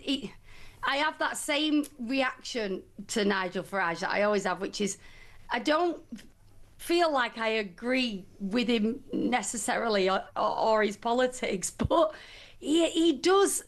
He's relatable in a way that he's a nice no guy. one in politics is. He seems like a nice guy. Starmer, you couldn't say that about. Baden, well, you don't really know about it, but everyone can see he's a good bloke. Is there anything like? Is there anything personable or likable about any of these other politicians? No. Because I think Sir Ed Davey, the fact that he brought up his disabled sibling, I think it was, or something like that. I mean, he's actually behind the scenes, even though he's a bit of a nobody, he's clearly done quite a lot. And he looks a bit like Wayne Rooney. Well, that's not a good thing. No, it's not, is it? But no, James's interview I thoroughly enjoyed, so I do think it's worth a second watch. Because I enjoyed it the first time. I'll be honest, I didn't watch it. I listened to it while I was doing we didn't watch it at midnight. So I didn't actually see it. Well, he looked like the man from Del Monte. But it was I did see that. I saw the photos, so I knew what hat you were talking about. It's a nice hat. It was kind of. It was very. Are we allowed to say this? It was very Oprah-esque. I've got Oprah in the garden, wasn't it? What makes me laugh was when James Whale went, oh, well, I don't want to tell anyone where I live because I don't want people coming round. And then he said, do you need all this security? And then Farage said, well, if I lived in Maidstone and went down the road, well done. I mean, literally just said. But can I tell you, he does have, I mean, when he came, there was a load of security men in the Range Rover outside. They travel with him everywhere. Yeah, because he has to have that, because there's people like, do you know the reason? Idiots blown up by that James O'Brien, people like that. A totally nerdy TV thing is that they like to do interviews in natural light like that, as long as it's not kind of not going... As long as it's not too cloudy, because obviously if it's going shady then bright, that affects the shot. But if it's just bright, they love it because. And there was cockerels and that all go. If you listen to it, there was loads of that, and it was beautiful. And we had nibbles. Anyway, the Times. It was all very sophisticated. It was, wasn't it? Sophisticated. How not to gain weight this summer in the Times? Well, that's easy. Don't eat food and run around a lot. Everybody's on the jabs. Everybody's on the jabs. I've just been asked who the girl on the front is. It's a 75-year-old girl, and she says, why I went naked on holiday at 75? Well, it's because of the prices of hand luggage now and luggage. The one with the football. Yeah, right, OK. That is hands down, she's England's saviour. Hannah Hampton was England's hero as she thwarted Sweden's penalty takers, women penalty takers ago, to help the Lionesses qualify for the semi-finals of the Euros. However, what made her performance all the more remarkable is that she has an eye condition that almost kept her out of football. So that's fantastic news. But let's go back to the how I went naked on holiday at 75. Have you ever done anything like that? You know, let it all hang out on holiday? You have, haven't you? There was that wardrobe malfunction in Saudi Arabia that nearly got you arrested, but have you ever done it intentionally? You got snabs out in Saudi, which was brave, really. Caused a riot. That was fun, wasn't it? I was rescuing a child. Yeah, but tell that to the judge. Tell the story again about you saving the life of a child and what the Saudis thought of it. You didn't need to feed her as well. It is fair to say. Okay, so I'm sunbathing at the side of the pool, and you are clearly not allowed to expose yourself outside of. You're not allowed to go topless, basically. So I didn't want to get strap marks, so I always sunbathe with my straps like off, so that my top's kind of balanced, so you can't see anything. It's balanced on my boobs. Anyway, this little kid had wandered on to the other end of the pool, and his dad was at the far end of the pool, and you know that slow-mo like, whoa, so his dad went, whoa, no, Charlie, no, and Charlie just went, dink, one step, no armbands, straight into the pool, 3-year-old kid, straight under. And for a second, I'm the nearest person, and I thought, I have got no choice here. I am going to have to jump in and save this kid. Your motherly instinct kicked in. There was no one, for a second, I thought, oh no, I'm going to have to jump in. So I jumped in, and I fished him out, and I grabbed him, and I fished him out, and I lifted him up like that in the pool, right up like that. And I went, don't worry. And everyone went, And your boobs had come out. And why is it that women... We saw this with Judy Finnegan. Why do they not have sensors on their boobs? Because often their things come off and they don't know, and everyone's looking, and you go, what's going on? Do you not have many sensors on there? Ash, do you want me to tell you why my nipples are no longer sensitive. Oh, It's because I see, of breastfeeding. Yeah. So you don't so you don't that's what feel it it the is. same. Was that the children or your husband? Yeah. But you honestly, after you've had babies, particularly, The nerves go. You don't Do they feel. bite? They do bite. Children bite. Yeah, Yeah, they and bite. it does affect the nipples. They get It's very painful, and it affects. You don't lose sensation, but there's it's They a get bit like, thicker, don't they? The skin yes, and all it's that. a bit like bigger. wearing shoes, and then and they blister you, and then they stop blistering. But I sometimes, if I've got a bit of hard skin on my foot, get like a serrated knife and cut it off. But they become. Can you not do that with your nips? They become like scannier wheel nuts. Do you know what, Andre? Your feet are something else. Like, I can't even believe I'm thinking They're about injured. It's not my fault. Do you know, I'll tell you one thing about my feet. I remember when I was a kid at school, they said, you've got very flat feet. When you are older, you will suffer with them. And by God, they were telling the truth. Well, I've got flat feet, but I dance. Most Northerners have. Anyway, I'm worse than Eamon Holmes half the time. The Times. No, Russia spies unmasked as UK takes on Kremlin. Salisbury operatives among those sanctioned. Russian spies accused of targeting Britain and the West with assassination attempts, cyber hacking and sabotage. A lot of electricity stations keep burning down, don't they? Have been unmasking the UK's biggest set of sanctions to date against Kremlin agents. The group, including the Salisbury Novichok attack people, and the ones who targeted Sergei Skripal's daughter, are said to be a crucial part of President Putin's campaign of destabilisation and disinformation. 3 units of Russia's feared military intelligence agency, the GRU, formerly the KGB, were sanctioned on Friday along with 18 of their officers. The Foreign Office said they were being exposed for a sustained campaign of malicious cyber activity, covert bombings and arson attacks. What? Bombings? Yeah, covert bombings, yeah. Interesting. I misheard you. So, where have these covert bombings been? We haven't heard about this. Anyway, Danielle, you've got some stories for us, haven't you?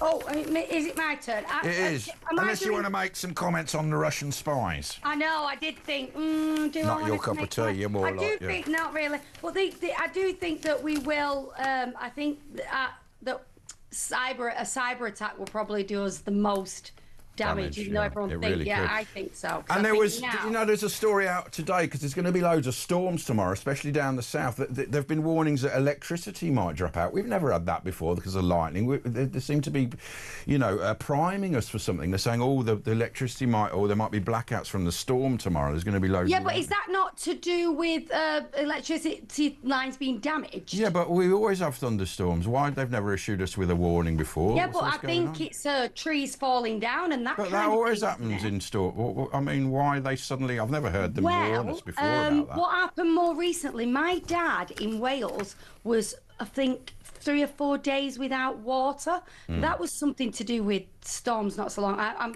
Well, they say these things, but we can't trust them. Do you remember when 7/7 happened? They said it was a power surge. We know they cover stuff up, so apparently that was I know code. what you're saying. I didn't know you were a bit of a conspiracy theorist. I like this. They do cover up stuff. We know that for a fact. Can I give away something? You're not meant to say this, but you'll notice this on the London Underground.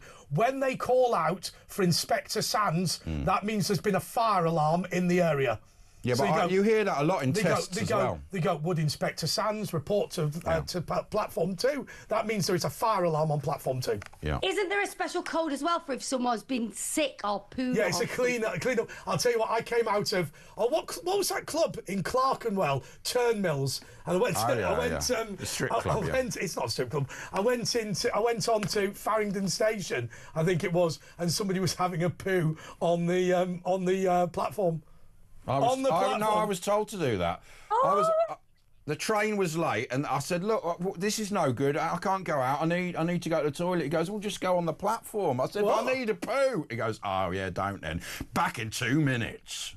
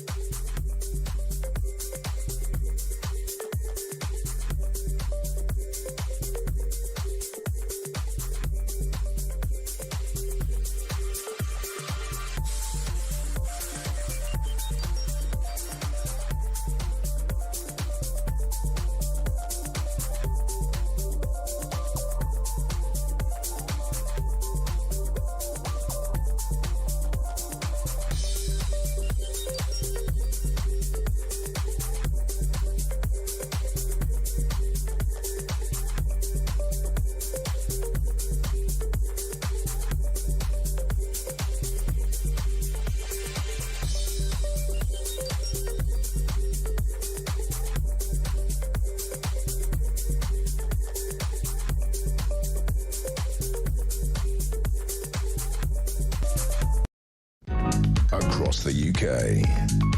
On DAB+, on your smart speaker, on your smart TV, and on your side. This is Talk.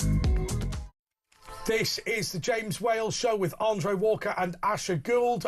We're going to be re-showing the James Whale interview with Nigel Farage, which we ran as an... you know what we're going to call it? A British broadcasting exclusive. Right. Well, it is. It's a world exclusive. And just to say to you, obviously, Asher, you've worked with James for 30 years. I have never really worked with James. I was a contributor, but then I've acted as his understudy in more recent years. Yeah, we've done a lot of stuff together, a lot of fun. I will, maybe I'll write a book. James did one, Almost a Celebrity. Mine will be involved because...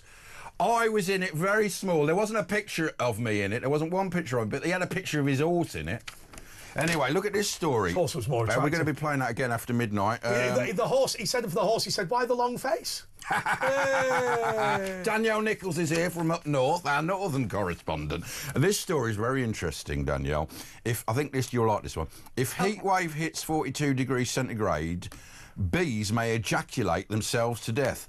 One more thing to worry about in the heat wave we're facing in this group is the gruesome death of honeybees. I mean, they're already on their uppers, who have been found to suffer a difficult fate when it gets too hot. Research reveals they can literally ejaculate themselves to death in extreme heat. When male worker bees are subjected to very high temperatures, their bodies begin to convulse, which forces them to ejaculate their abdomen-sized penis equivalent out of their... What's the penis equivalent? And die from the shock of such an ejaculation.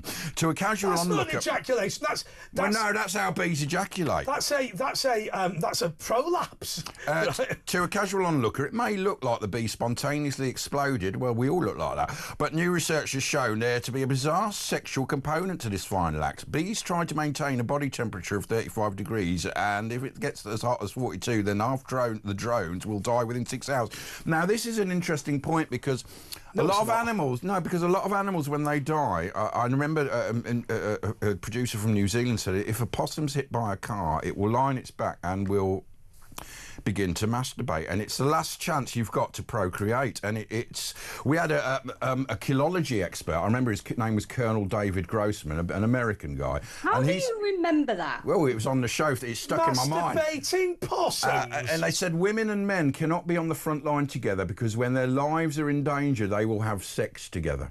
Because it's a sort of interesting instinct. You should say that because it's hot. Has this happened to you then, Danielle, in Saudi Arabia? No, but when men are suffering extreme sadness or grief or depression, they also turn to sex. And I remember being with a therapist. That's just Dean. Because no, it's true. Because it's a comfort thing for men. They want to feel comfort and security and safety. Yeah. So. But it's also about. But with death, it's about spreading your seed. It's your last chance. Bees, you know what it says in that story? There is one ejaculating, by the way. There is a bee ejaculating in great distress. So the bee, it says, but to the common onlooker, the bee appears to just explode. I'm not being funny. I've never seen a bee. Maybe something comes out. This is the point I was making. It's not ejaculate. It's its knob that's firing away. It's firing out. Yeah. Can we get any video of this, or maybe we'll look at it in a bit? And maybe like you say, it's a last attempt at procreation, and it makes sense. I mean, that is what, in essence, all life form is about, isn't it? Passing on your genes, which you've done a few times. But we do have to look after our bees, don't we? We do. I've got lots of flowers in my garden. They're essential, aren't they? In fact, you now can farmers can hire big hives of bees to pollinate their fields. They're that rare, and they don't know why. I think it was pesticides, and there's also Wi-Fi and things. They don't know why. Bees are very mysterious. Yeah, but bugs in general have disappeared, haven't they? Do you remember when you used to drive down the motorway? Yeah. And there used to be lots of bugs on your windscreen. Now there are not. Well, that is one benefit. But I tell you what. They won't remember that. You used to get them all squashed and you'd see them splashing. But this is the most... Still do, but mainly on sunny days now. I never see it. I mean, literally, you get back and there's nothing on. You used to see it splodging on the window. I love when you go. Well, maybe that's a London thing because we still have bugs on our windscreen here. I've got to be honest with you. My favourite. This is awful. Do you know when you go on the M6 and you see all the pheasants dead? people have run over pheasants in North Lancashire on the M6. You've seen that, haven't you? I have seen that. Yeah. I've often thought maybe you could just pull out. No, that. We had a guy who used to eat the wild meat. You are allowed to, if it was a freshly killed. He'd even eat ones that had been there a couple of weeks, but he used to collect them, put them in his freezer. Roadkill, man. Yeah, I mean, it's very nutritious.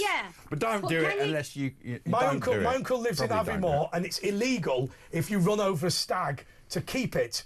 But it's not illegal if you see someone do it. So he's got a knife in his thing. He butchers it by the side of the road, sticks it in his back. It was quite tough, though, because he hadn't hung the meat. Anyway, don't do that. He butchered a stag at the side of... He did, yeah. Who are your crazy friends? No, it's a relative, actually. Relative. Oh, even worse. They're all crazy. Someone related to you. Yeah, I mean, it's not a sane thing. I mean, he tried to give away his roadkill. He came to my mum's birthday, and he said, "I've got some badger vol-au-vents. Somebody ran over this stag. Do you want its steak?" And my dad went, "Yeah." I went, "No, we're not having that." Well, no, it's delicious meat. It's not delicious. They sell it at that Rules restaurant. It's not roadkill. Rules. Well, I'm disgusted with Rules.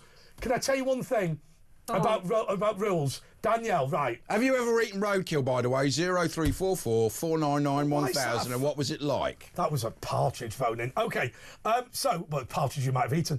Okay, so I went to Rules restaurant, really expensive place, and you know the pies that they serve there do not have pie side and pie bottom. What? It's just a dish with a pie top over the top. That's a hot pot, isn't it? It's not a proper pie. That is a complete it's what's false advertising. Yeah, but Rules is about 300 years old. Rules is 300 years old. It's not a pie. But it's not. I agree with Andre. Well, I have to defer to Northerners talking about pie. That's just a crust if it's just the problem is it's always a disappointment because the big crusty bit is then attached to the bowl and you can't get it off. Just nip out and get a Ginsters. I agree. Correct. What's your next story that Chuck gave to you that you're going to pretend that you found? Yes. I have to admit, I like the fact about the bee. So sticking with that, shall we? Yeah, let's stick. Sticking. Little Blue Thrill. New super Viagra pill is 10 times stronger and could have fewer side effects, scientists find. NHS prescriptions for erection drugs are at a record high. We'll be exploding like bees. I know. Scientists are developing a new super Viagra that's stronger than the little blue pill at just a tenth of the dose. Experimental drug was tested on 706 men by a team at the Peking University First Hospital in China. Results show... They're still using the name Peking. Results show that 12 weeks of treatment improved men's erectile function by an average of 12.3%. The scientists said originally... You're going to take it 12 weeks before you get... That's a good prediction, caused an approximation of 11.8% improvement in studies. And other brands are even less effective. The real catch is that the dose is tiny in comparison, they added. Just 5 milligrams compared to a standard 50 milligram dose of Viagra, and this could make it cheaper or reduce the risk of I was in Boots. I was in Boots, and there was this bloke trying to get some, over-the-counter. You can go over-the-counter Viagra now when you speak to the pharmacist. He filled out a questionnaire, and the pharmacist refused him. What, on what ground? Why? I don't know. I was trying to listen, but they were whispering, unfortunately. Oh, will it be one of his conditions? Will he have blood pressure or something like that? If you're taking some heart medicine, you can't have it. Yeah, there'll have been something in his medication. I mean, also to be honest with you, when he was trying to get like the over-the-counter Viagra, and I was clearly attempting to listen to what he was discussing with the pharmacist, they got quieter and quieter and quieter. And I'm deaf as a post. But all he needs to do is go, all right, I got that wrong, or go to the next pharmacist. Yeah, but you mustn't do it if the doctors or pharmacists say you mustn't do it. Well, it wasn't me that told him how to. But I do still stick by what we chatted to. Was it last week? Chatted about last week about porn. And how I think... Oh, it's affecting young kids because they're addicted to it. It's not surprising. All we had was like a bit dodgy ones with the pages stuck together in the bushes, so it's quite a specialty, a delicacy. You had a bit more... Now you've got everything, and nothing left to the imagination at the age of... You couldn't see anything with the 1970s bushes. Well, you go blind anyway. If you do it too much. It's all in your head, really, isn't it? And that's the way it should be. That's like, what's going on there? Can't see anything. And it messes up relationships because boys expect it from girls, but there's also girls watching it and getting addicted. It's not just... I just can't believe that there's apparently like a significant amount of younger men using it. Like younger men using Viagra. Like that's off. Probably because of that.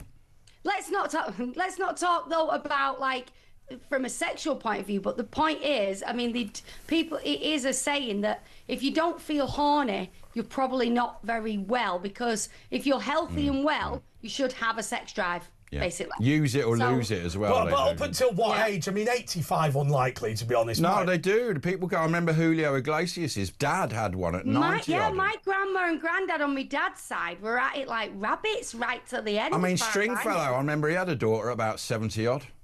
Yeah. He was alive for the first 12 years of I loved when somebody asked Peter Stringfellow. Somebody asked Peter Stringfellow, "What's it feel like to have a hairdo that's older than your girlfriend?" Yeah. So that was an excellent line. Right, we're going to go to a break. Yeah, let's do that. 03444991000. It's the press review and all that. And also later on, we'll be playing the James Whale interview with Nigel Farage again. 034. There's the number 03444991000. It's Talk, and we'll be back in a couple of minutes.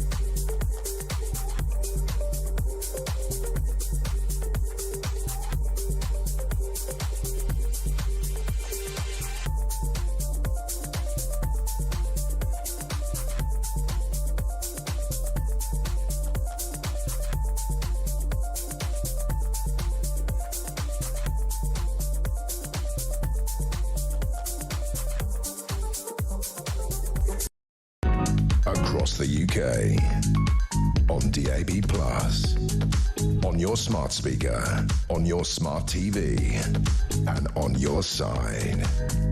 This is Talk.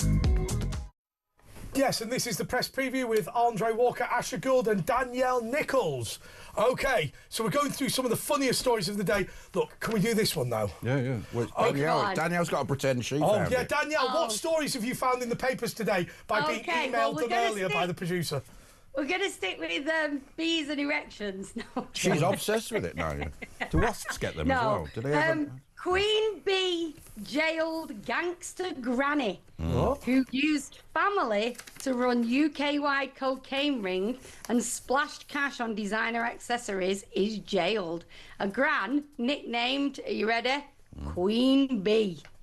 Like Cell Block H, do you remember? Headed a family drug network which flooded the UK with almost a ton of cocaine in just 7 months. Was jailed. That's a good night out. No, don't do it. Crime matriarch Deborah Mason, 65, masterminded the drug operation, composed almost entirely of women, while receiving state benefits. If you saw a picture of her as well, sorry, exactly like your nana. Sorry, can we just stop this? I mean, if you imported £80 million worth of cocaine, why would you take the additional risk of claiming £87.50 on the social? Well, you've got to keep it real. That always surprises me. It's like, like you say, you want to be under the radar. Listen to this. She recruited her sister, 3 of her daughters and her son Family business. It's a family business. Yeah. Along with 2 of their partners and a family friend to transport the cocaine across the country. 7 of Mason's crime clan, including 4 of her children, were jailed for a total of 84 and a half. Do you know? Talking about smuggling, right? I've obviously never smuggled anything. That would be ludicrous. But I've got this great story, right? Me and my mates went on a holiday to Colombia, right? I said, can we not go somewhere nice? But my mate's been everywhere in South America other than Colombia. And do you know what? Funnily enough, he's one of this North London lot that Asher knows. Like his great uncle was Karl Marx and all this sort of stuff, right? Anyway, we went from Cali Airport. Now, Cali is the centre of the cocaine dealing world, and so consequently they had US drug enforcement agents. Now, me and my mate Greg were flying directly to New York. He was flying to Medellin.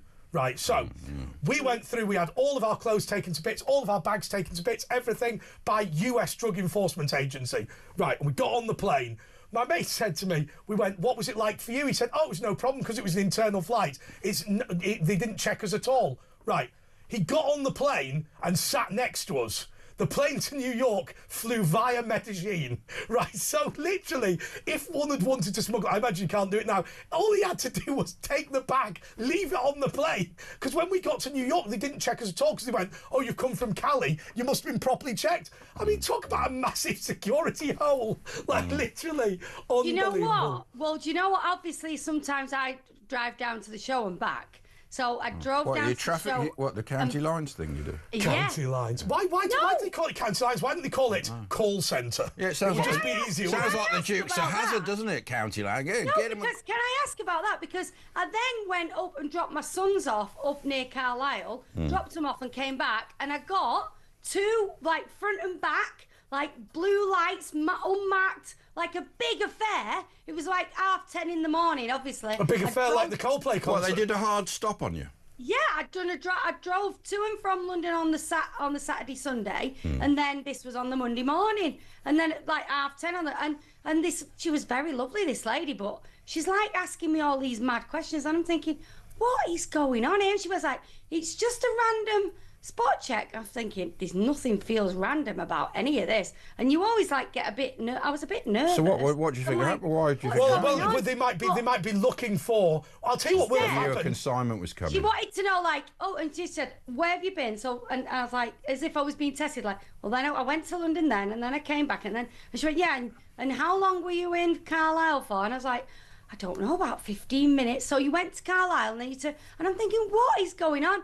And someone said to me, a friend of mine said, it's because of all the county lines that you crossed. And I was like, what does that mean? Well, I think it's because there's different police forces, and people used to think, well, it often do, one police force, that if you go across the lines, they don't really have the intelligence, they don't help each other. I had a friend who tested positive for explosives at Heathrow Airport. That happened to me once. Right, and he walked out and he said, I didn't have any. They checked his bag, they do the swab thing. That's not drugs, that's bombs when you're going out, by the way. So they went, oh, I'm really sorry, you've only just tested positive, but we're going to have to get my colleagues down. And he said, the sort of identikit fat-necked, bald geezer in the suit. Hello, sir. Nice to meet you. Yeah, where have you been recently? That sort of person. Why did he? Well, actually, they worked out. Do you remember the Purple Revolution in Kiev? What, Prince and the Purple Revolution? Started the whole thing. When they threw out the pro-Russian government in Kiev, people had thrown bombs in the central square, and apparently by taking his wheelie bag, or whatever it's called, his wheelie luggage, he'd wheeled over some explosives and tested positive. Yeah, but it happened to me once. I was at the airport and they took me aside and we just want to swab you, and they got this little bit of material and they threw it on you, and then they put it in this machine, and it went boop, and I said, what's that do? He goes, oh, it says explosive. I go, what are you talking about, Willis? They go, yeah, it's like ions it finds, and they said it can happen from cigarette lighters and anything, so they weren't. We had just a sort of guide. We bought, I don't know why we spent 25 grand on this. When I worked for Windsor and Maidenhead Council, we got an itomizer, the one where you can swab your hands and check what drugs you've got. Why we had that outside a bloody nightclub, I don't know, on a Saturday night. What a load of old garbage. But anyway, they nicked one bloke who basically, it later turned out, was the manager of Waitrose, and because he cashes up at the end of the day and people use notes to apparently 99% of dollar bills have traces of cocaine on it. So we've all got traces. Do you know something? Do you know dollar bills in the end were sprayed with cocaine? I'll tell you the reason. So fair to everyone. No, because the amount of dollar bills. So at one point, Pablo Escobar had more dollar bills than the U.S. Federal Reserve, right? Now, obviously, when they found it, the Pablo Escobar ones would test positive for cocaine. So they'd be like, it's obviously his. So they just sprayed all the rest with them. Apparently, the Colombians, whenever they had money, they just made sure every dollar bill was sprayed with cocaine. Do you know how they smuggle? They have their own submarines that they smuggle in. It's amazing. But of course, the thing is, a gram of cocaine in Colombia is at wholesale 8 pence, and you can sell it for about 150 to 250 pounds in London. They have the salt, pepper, and the coke, and you can just it's just. Oh, if you've ever been there, believe me, if you go into a nightclub in somewhere like Cali or Bogota, it's all over the walls, it's all over the floor. So obviously, in British nightclubs, people are very careful. Over there, they're not bothered. It's 10 pence a gram. Well, don't do it. It can kill you. Do not do it. The court heard how Mar Coke, that was her name, Mar Coke Mason trafficked a ton of cocaine with a street value of £80 million. Mason, Britain's equivalent to Netflix Miami drug baron Granny Griselda Blanco, funded an extravagant lifestyle from. Well, that's going to give it away, isn't it? Driving a Rolls Royce and all this, or on your own benefits. Claiming benefits. She's Mason of Tufnell Park, North London, made trips to Dubai, Bahrain, and planned cosmetic surgery in Turkey to court. I mean, nothing says completely innocent like living in a council estate, driving a Rolls Royce, and visiting Dubai regularly. She paid her relatives £1,000 a day. The court heard we've heard all this. It turned out bad for him anyway. What I've always wondered about drug dealing, right? You know, police, when somebody buys like a Lotus Carlton or a BMW like 7 Series and they live in the council house, why is that never a red flag? Maybe they won on bullseye. Why does everyone go, I reckon he's probably a drug dealer, and the police go, I reckon he probably earned that car legitimately. Why are we the only ones? No. What's she doing? She's just laughing. She's laughing in silence. I completely agree. They've gone, oh, it never crossed my mind that guy with the 80s. I'll tell you what a friend of mine did. This is so dodgy. I had a friend of mine, and whenever he used to buy a car... Love your friends have dodgy situations. Right. Friend of mine, he used to buy a car like a Lamborghini or a top-end Range Rover, and he always used to sell it for 10 grand more than it was worth, and it'd be the most expensive car in his area on Auto Trader. And you know what he did? He went into his accountant and he said, I'm a private seller who's willing to take cash. Yes, I believe the people buying it are drug dealers. And do you know what? The accountant said, if you've legitimately sold the car for 10 grand more than it's worth, you can still stick it in the bank. And he didn't do it every week, obviously, but when he changed his car once a year, he always did that. That's so bad, isn't it? I'm just curious how we've managed to get this far into the show and we haven't made fun of your hair. Do you not like it? I like it. I mean, it's nice, isn't it? I'm very happy. Do you know what I did? I got a picture. It looks younger, though. It's giving me Dennis the Menace vibes. We're running a poll, by the way. Should Andre keep his ginger hair? Is that on Twitter? Is it? I don't know how. I don't know how it works under the lights, but all I did was literally. So I've been dyeing it blonde for like years, and basically what I did was I just got a picture of myself when I was at my Royal Holloway Student Union summer ball in 1999 and just colour matched. So that was the colour in 1999. Oh, right. Whoa. Looks like the Joker. Right. You went to Boots? No. Yeah? No. Where did you go? I went to Amazon. I don't go to shops. Oh, what? Hang on a minute. You bought a hair dye off a computer screen? Yeah. So you didn't even see the colour in real life? Well, I did see it on the computer screen. But turned out nice again. Completely different. Well, hang on a second. That's what everyone else is seeing, right? I mean, what difference? It doesn't look. I mean, it looks sort of natural. It looks natural, doesn't it? You can't pick it unless you know what colour. All right, well, that's what I did. What's wrong with it, though? Why do you think it's... Someone said it looked electroplated. Do you not like... I think it looks good. I think it does make you look younger. There's a little bit of ginge to it. Well, you've done your eyebrows as well. I do think it makes you look younger. I do think it does make you look younger. Look, I mean, it's been putting me off throughout the show, but that's only because I'm not used to it. I mean, I've had a Donald Trump colour for about 15 years. Do you think it looks better anyway? Call us and tell us what you think, and if you've got any advice, hair advice. What's your next story, Danielle?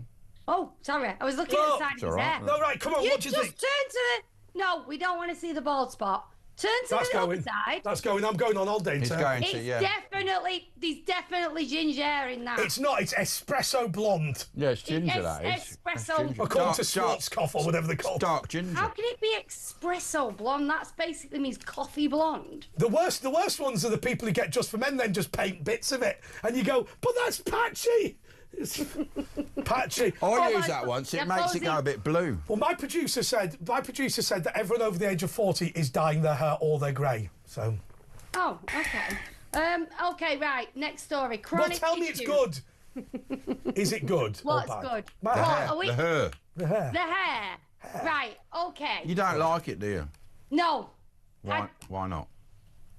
Because I quite like that you were because you're very pale. Pasty-faced. Quite like the wackiness of you being very fair. But this is a nice contrast. And but this is the actual colour. Yeah. I was born with. You've got blue eyes, haven't you? Yeah, I have, yeah. Blue eyes. So I'm thinking, but... Ginger and blue go together, by the way, nice. When you dye your hair... I don't dislike it. I just think you're more quirky with it blonde. When you dye your hair, do you have to dye your chest hair as well? Because... Yours is grey, is it? I look like a silverback. I can't say anything. Look, no, I've also got the one at the back that started as some wings and then took over gradually as the years. Have you got like a rug up your shoulders? Yeah, front and back. But the advantage of that is, if I want rid of it, I tell you what, I like back waxing because it means your shirt tickles your back as you walk along. Yeah, but it only lasts. No point, is it? Because it's painful. It lasts about a week. It doesn't hurt, does it? Well, yeah, it's not that. It doesn't hurt. It does, and it does it not itch when it grows back? Yeah. Ooh. Yeah, not worth it. Yeah, I have. Just that much itchy's enough, innit? Somebody said I look like Angela Rayner. That can't be right. Yeah, very good, yeah. No brainer. It's because there's a slight ginge. I don't think there is, because the picture you sent me, it looked like light brown. But in the studio, it does... I don't know if it's the lights or what, but there's a slight red to it. Yeah, but it is... my hair was slightly red. It is dark ginger. It is dark ginger. That was the aim. Yeah.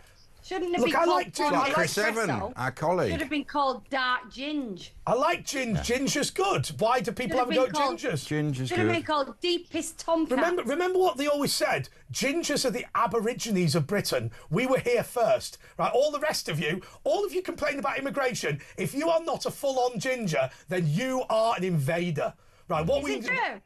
Yeah, of course it is. My kids were all ginger when they were born. Of course we are. Of course we are. We're Northern Europeans, right? If you've got black hair, you left the Indian subcontinent far later than we did.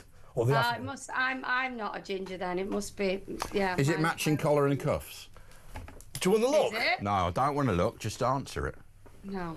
It's shaved. No, I'm joking. That's not true. Makes it look bigger. I tell you what. I've got a tattoo as well. I've got this way up. I've got 2 tattoos, one W on each cheek of my bum, so when I bend over, it goes, wow. I knew you. The old ones are the best. Next story, Danielle. Next story. Okay, chronic issue. Caroline Levitt gives Donald Trump. It is Levitt, is it? I'll leave it. Levitt, yeah, Caroline gives Levitt. Donald Trump health update. I just think it's. I like leave it. Leave it. Caroline, leave it. Okay. I love the surname Leggett. Leggett. Yeah. We've got. I've got to say this. There's a teacher at school, and his name's Mr. Noblet. And when my kids told me, they said it dead innocent, like Mr. And I can't help but chuckle. Like, that's a funny name, isn't it? It is funny. There used to be an economic textbook was written by a guy called Nobbs, and one of my mates told me that when he was a junior teacher, the following happened. It was a 6th form economics book, and this older teacher thought it was funny when he'd walk into this old boys' school and go, "Right, boys, get your knobs out, ha ha ha," and he did. And basically, the class just went, "This joke is just tiresome." So on the last day of term, they decided to take it literally, right? And the deputy head walked past just at that moment, and apparently this teacher got suspended. And obviously his defence was, I was making a crude sexual joke to them, which wasn't much of a defence, if I'm being totally honest. He's in trouble either way, innit? Yeah, it's not great. Okay. Caroline Levitt gives Donald Trump health update after president suffered swelling on ankles and bruising on hands. The White House press secretary, Caroline, has revealed the truth behind Donald Trump's bruised hand and swollen ankles. The 79-year-old president sparked some concern when he was spotted with concealer on his hands, covering up his discoloured skin on Wednesday. Well, it's not as if Donald Trump has never used makeup before. But he's got a chronic and harmless vein condition, apparently. Well, yeah, speaking to reporters on Thursday, he downplayed the bruises, saying they were the result of a chronic and harmless vein condition. The chronic and harmless vein condition. Why would he feel like he had to cover them up, though? You what? Well, maybe if your hands look bad. I mean, what does King Prince Charles do with his sausage fingers? He's got sausage fingers. With his sausages. Makes me hungry every time he puts his hands up. Would you eat his fingers? Well, no, but I'll put some sausages in the air fryer. Do you know what you do notice, though? That it is a bit... We are a bit ageist, aren't we, still, really? Like, you're not allowed to age, really. It's not seen as a... Look, we got a message from you. We've got the answer machine's flashing. It's from Hope. Press play, Amy. Hi, everyone. It's Hope from Florida. Andre, did you go to the circus to get your hair done? Because it looks like Bozo the Clown dyed your hair. Blondes have more fun, and you looked better as a blonde. Anyway, as I previously mentioned, and for some reason it wasn't played out, I'm a volunteer at a children's summer camp at my local college. Next week is my last week, and I'm pretty excited about it. Fantastic. Okay. I think you should go platinum blonde. Have a great week. Don't you think it should be platinum blonde? Do you think I should go blue, proper blue? Yeah, or green. Sky blue, like the background. Do something, it's great. Do you know what I think? It's just about getting used to it. And I feel quite naive in thinking now. I don't know why I thought you were naturally a blonde. Yeah, and me. It's like your colour a little bit. Were naturally blonde. Like anyway, look, thanks, Danielle. We got to go, but thanks for that, and we'll see you same time next week. 0344 499 1000. We're going to play the James Whale and Nigel Farage interview again, and then it'll be all about your call, so stay tuned. It's Talk.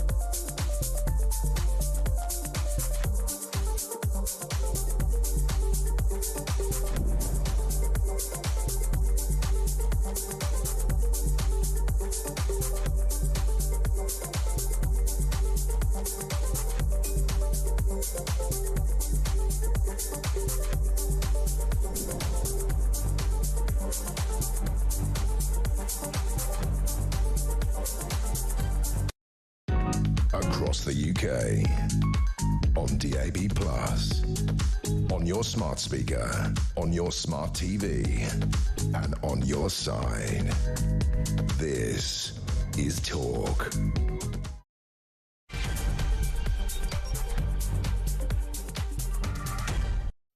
Well, today has been a momentous day for Talk, for me, and indeed for Asher Gould. This is the day when we broadcast the very final major interview by James Whale. It was of Nigel Farage. It's not for me to sit here and wax lyrical. All I'm going to say is please enjoy one of the finest performances from one of the finest presenters this country's ever produced. It's James Whale. Welcome to what may be my last interview with a man who may be Britain's last Prime Minister. I've spent 50 years on the TV and the radio. I've had a great time. In fact, actually, a man who could spend another 50 years on TV or radio is my guest, Nigel Farage. I think 50 years is a bit optimistic. I don't know. A lot of people think that you will win the next election. I hope that. But there is the chance, slight chance, that you will lose the next election. What happens then? Well, look, winning the election, I mean, if I'm the bookie's favourite to be Prime Minister, which I am, doesn't say much for the rest of them, does it really? By quite a lot, aren't you? How many now? No, I mean, we've actually led the last 55 opinion polls in a row. Yeah. And they're in a blind state of panic. And Starmer can't cope with it. And he sits in Parliament. He stares at me. He doesn't know what to do. If I walk past him and go, "Morning, Prime Minister," they don't know what to do. And the Tory party, their leader, what's the name of their leader? Oh, Matt Kemmy. Yeah. But you got to laugh. James, we have a chance of doing something really historic, really genuinely historic. And there's a momentum out there. There's some optimism out there. They're going to throw everything they got at us, but I think we're going to do it. And I'm certainly not even contemplating failure. What are you going to say to make those people who say, Nigel, he's great, but he's just a showman? Well, I hope I am. Well, you are. Well, leaders are, aren't they? Look at the rest of the world. Yep. And there are some interesting and entertaining leaders. Oh, without any shadow of a doubt. No, we are particularly mired at the moment. I mean, Italy's a good example. Meloni came in. Do you remember all the press? Oh, my God, it's all going to be a catastrophe. Well, a couple of years on, she's brought stability to Italian politics, which, if you think about all of our lives, what Italian politics has been, that's pretty remarkable. So you're right. All over the world, there are strong leaders, differing opinions, but strong leaders. We are in a particular mess. But Starmer, let me give you an idea of the lack of leadership ability that Starmer's got. 5th of July last year, he's just won a blooming landslide. He stands at 11 o'clock outside number 10 at the podium. The rain had stopped. They saved all that for Rishi when he stood at the same podium a month before. And Starmer delivered a 9-minute address to the nation. He looked down at his notes 158 times in 9 minutes. He couldn't even deliver half a sentence without referring to the script. Now, that tells me everything I want to know. That tells me that his form of political leadership isn't coming from there. It isn't about core values. It isn't about core beliefs.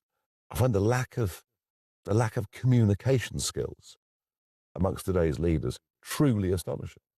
Truly astonishing how low grade the whole thing's become. What I think is you're putting script writers out of work. Starmer doesn't even write his own script, because he admitted the other week that when he gave the Nation of Strangers speech, which they did to try and counter the reform vote, a few weeks later he said, "Oh, I hadn't read the speech properly."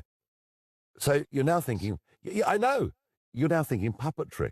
Someone says, "There we are, Prime Minister, just stand up and read that out, will you?" It's unbelievable. There's a complete... So if people say I'm a showman, fine. I'd say I'm a communicator. I would.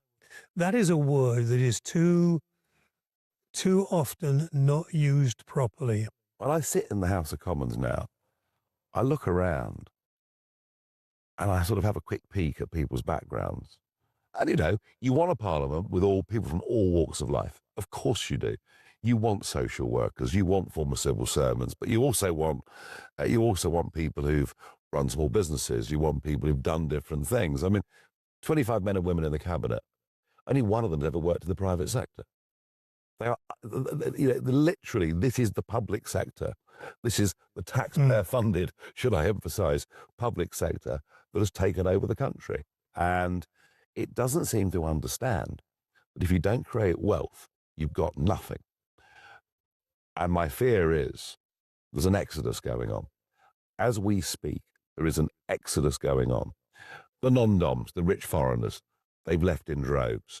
Many, many 30, 40-somethings who are ambitious, entrepreneurial types, have up sticks from America, they've up sticks for Australia, they've up sticks for Milan, who are doing tax deals. Yeah. I even had this week a friend of mine who's done very, very well in business, and he's leaving before the budget in October because he fears a wealth tax.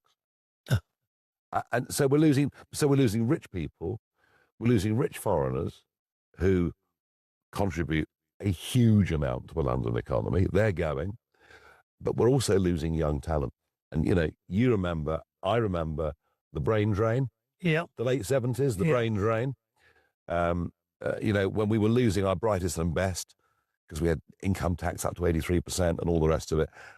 Under Labour, we're going back there. And one of the biggest worries I've got is how do we get them back? It's a real challenge. Well, I'm not starting off and didn't talking about the one topic that every time I see you interviewed, that is the topic first. And that's about the small boats. Yeah. Start of lockdown, I was going out into the channel several times, filming what was going on, saying to everybody, wake up, this is going to be huge, because I could see it. I just had a feeling about it. It was funny. The deputy editor of the Sunday Times wrote in her Sunday column, said, what a sad, lonely, desperate figure Nigel Farage cut out there in the English Channel on the boat, which it might have been right, I don't know. But no, I could see what was going to happen. I could see if there's no deterrent to coming illegally. And then I went and filmed the first hotel. Well, hang on. They're being put in 4-star hotels, 3 meals a day, pocket money, free medical care, free dental care, and a chance to work illegally at the same time. I could see what was going to happen. So I was way ahead on all of this. But they won't have had the most delicious piece of sea bass I have ever had when I came to your places, and you cooked it for me. Well, I'm a sea angler, have been all my life. Love all that. I mean, really, James, if I wasn't doing politics, I think I'd probably run a small holding. I keep ducks and geese, grow vegetables, go and catch a few fish, and just sort of go back to something very, very simple and very straightforward. But I can remember it now. Yeah. The sea bass was absolutely delicious. Well, there you are. Absolutely delicious. I've now been tipped as a chef. How about? I've done lots of things in my life. I've been a commodity broker and trader. I did that for 20 years. I did the MEP thing, of course, for many, many years, although I'm not sure I took it that seriously. We did talk all those years ago about you running for London Mayor. We ended up with Sadiq. It might have been better if we'd had you, James. That's not my fault, by the way.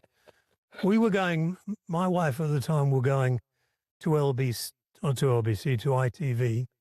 And she turned to me and she said, they're taking you seriously. And I said, well, that's good, isn't it? She said, no. You need to decide before you go on air now whether you want to be an MP or you want to be a broadcaster. And I couldn't see why I should, because I'm quite a good broadcaster and I thought I could be quite a good member of Parliament. And I thought, that's what I want to do. Yeah. And if I do something wrong, if I actually overtread the mark, then sack me or fine me or do something like that. But why should I have freedom taken away? Well, but this is, in a sense, what you've just said is a symptom of the modern world we live in. Look how our freedoms were taken away during the pandemic. Yeah. I mean, not even in wartime did government restrict what we do to that degree. And now we're hearing that maybe we'll have national ID cards. I mean, I think Tony Blair wants to microchip us. Yeah, I do. But by the way, it'll be for our own good. It'll make us all safer. Life will be better. And I just don't trust big government. I think you and I are very similar on that. We kind of... What do you say to the person who says, if you've done nothing wrong, you've got nothing to fear? Yeah, and that's the classic argument that is turned out time and time again. But having a certain opinion you can think is nothing wrong until it becomes, Then you discuss it. So say you decided not to have the vaccine, and because of the vaccine passport hell we lived in for a couple of years, you were basically excluded from travelling, from living normally. The fact you didn't take the vaccine didn't mean you'd done anything wrong, yet you were still being discriminated against. So I don't buy any of these arguments. And we've always been very trusting in Britain of our governments. I'm very concerned that people get in control, people who have a number two priority on their mind. And when they want to be in control, they actually mean they want to be telling you what you can and cannot do. People like Matt Hancock. Do you remember that? He's on the telly. I'm telling you to stay at home. This is an order. I mean, if I could have had a brick, I'd have chucked it at the telly. Some little pipsqueak telling me I couldn't leave the house for more than an hour a day. I mean, we've got problems now with new measles. Yep. So how do you get round in a discussion talking to a mum and dad about little Johnny? He's ill, but if he gets measles anymore, he could be dead. A lot of trust in vaccines has been lost. I grew up having vaccines. We all had it done at school. BCG, it meant you couldn't get tuberculosis ever, you know. A lot of diseases like polio basically eradicated. But then when the mRNA vaccine came along, I'd read a few doubting voices on the internet. I thought, no, I'm perfectly happy with this. I've grown up with vaccines. I went and had the first two. By the time it came to the booster, and by this time, Jane, emailing me, calling me. If he gets measles anymore, he could be dead. A lot of trust in vaccines has been lost. I grew up having vaccines. We all had it done at school. BCG, it meant you couldn't get tuberculosis ever, you know. A lot of diseases like polio basically eradicated. But then when the mRNA vaccine came along, I'd read a few doubting voices on the internet. I thought, no, I'm perfectly happy with this. I've grown up with vaccines. I went and had the first two. By the time it came to the booster, and by this time, James, they were texting me, emailing me, calling me, you haven't had your booster yet. I apologize to get back on it, because to attribute a disease with a certain grouping of people was considered, as you say, racist extreme. Well, I can sit here today and tell you that as we speak, diphtheria is spreading in the camps of Calais. All right? A disease that we eradicated back in Edwardian England is spreading through the camps of Calais. And I think things are changing. I think they call it the Overton window. I think what we're allowed to debate is now becoming much more mainstream, much more real, because I think what we know is that this country has been the most open-minded, the most accepting, in fact, the most compassionate over centuries when it comes to those around the world in terrible peril. The difference now, and I do think Blairism's got a lot to do with this, through what was called multiculturalism, we actually encourage groups to stay separate, to stay different, rather than joining in. And now we've got groups of people, James, large groups of people in London, who literally hate our way of life. I don't have very much time left. And it's not a time when most people would really want to make an interview or talk about it. Yeah, but you're James Whale. Yeah. I must do something different. But I'm talking from this perspective of why on earth we don't do something to show the people who want to come here and who come here. And why do they want to come here? Because this is the best country in the world. Well, yes, and... It was. And we're a soft touch. We're a soft touch. We're a soft touch. I mean, what sane country says that you can access the benefit system as quickly as you can in this country?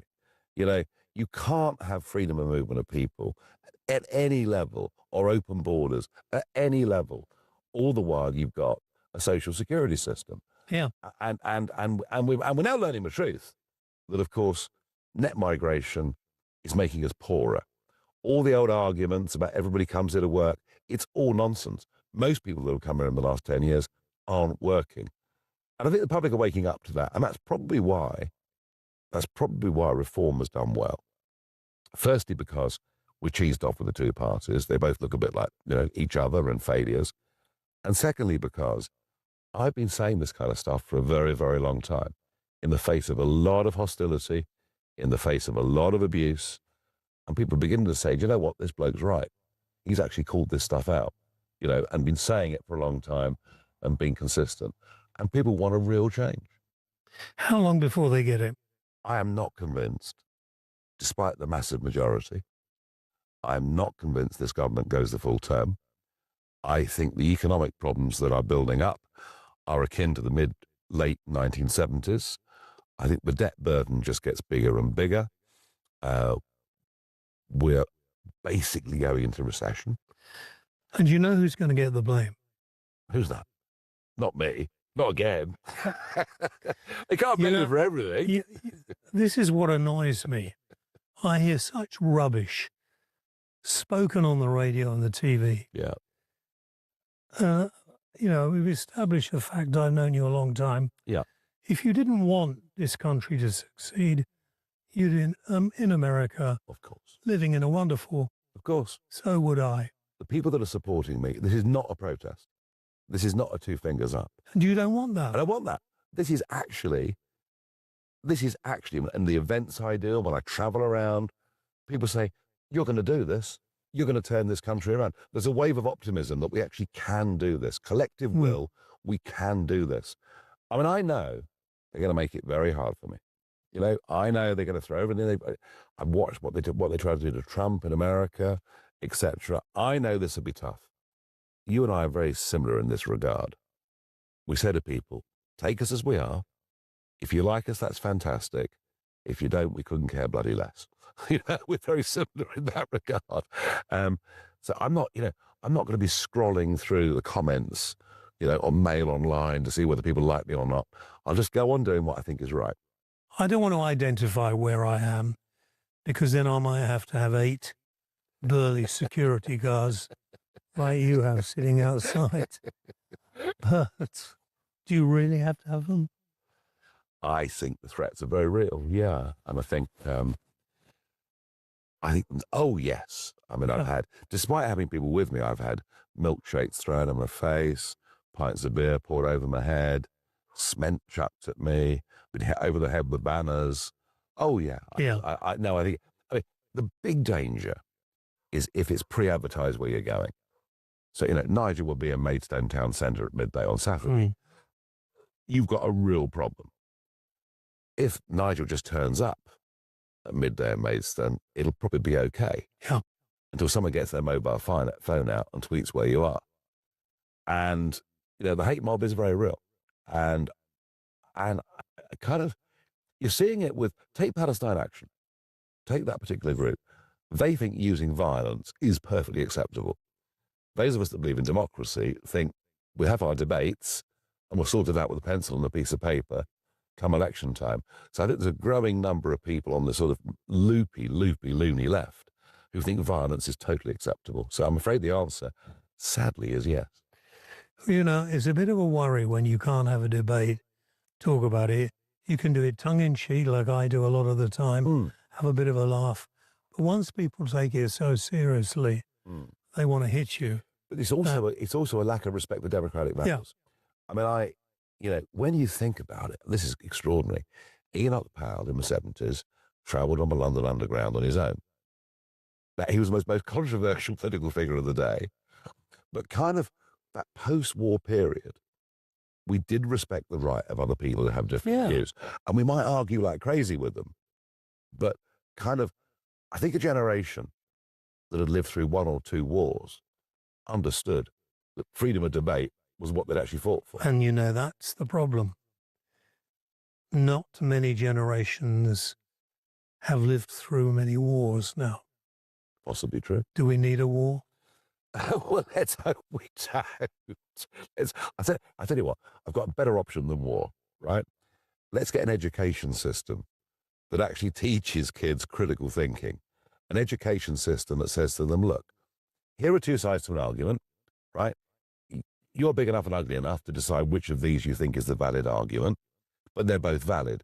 instead of an education system that says, here are two approaches to a problem. One is virtuous and good. And if you support the other one, you're probably evil and maybe a neo-Nazi as well. And that's how poisonous our education system has become. And if you bring people up to think like that, no wonder they think, in some cases, that violence is actually acceptable. Thanks, Nigel. James, you're a complete star. I hope I've got more than a few weeks, but... Well, so do I. That's really made me... So do I. And you never know, miracles do happen. They do. They do. Happen. Well, your career's been a miracle. Yeah. Well, it has, considering I had no A-levels, O-levels, CSEs, or even a letter after my name for broadcasting. You said to me the other day, you've never really had a job. I haven't. Well, I've got to be honest with you, if you're going to have any letters after your name, Member of the Order of the British Empire, MBE, would be the one to have, wouldn't they? I've got, what have I got? I've got BA, brackets on, PG cert, all this sort of stuff, but I think MBE is definitely better. So, and also, if you've only got the MBE and nothing else, I think it just clears the way, doesn't it, to kind of have it. Okay, look.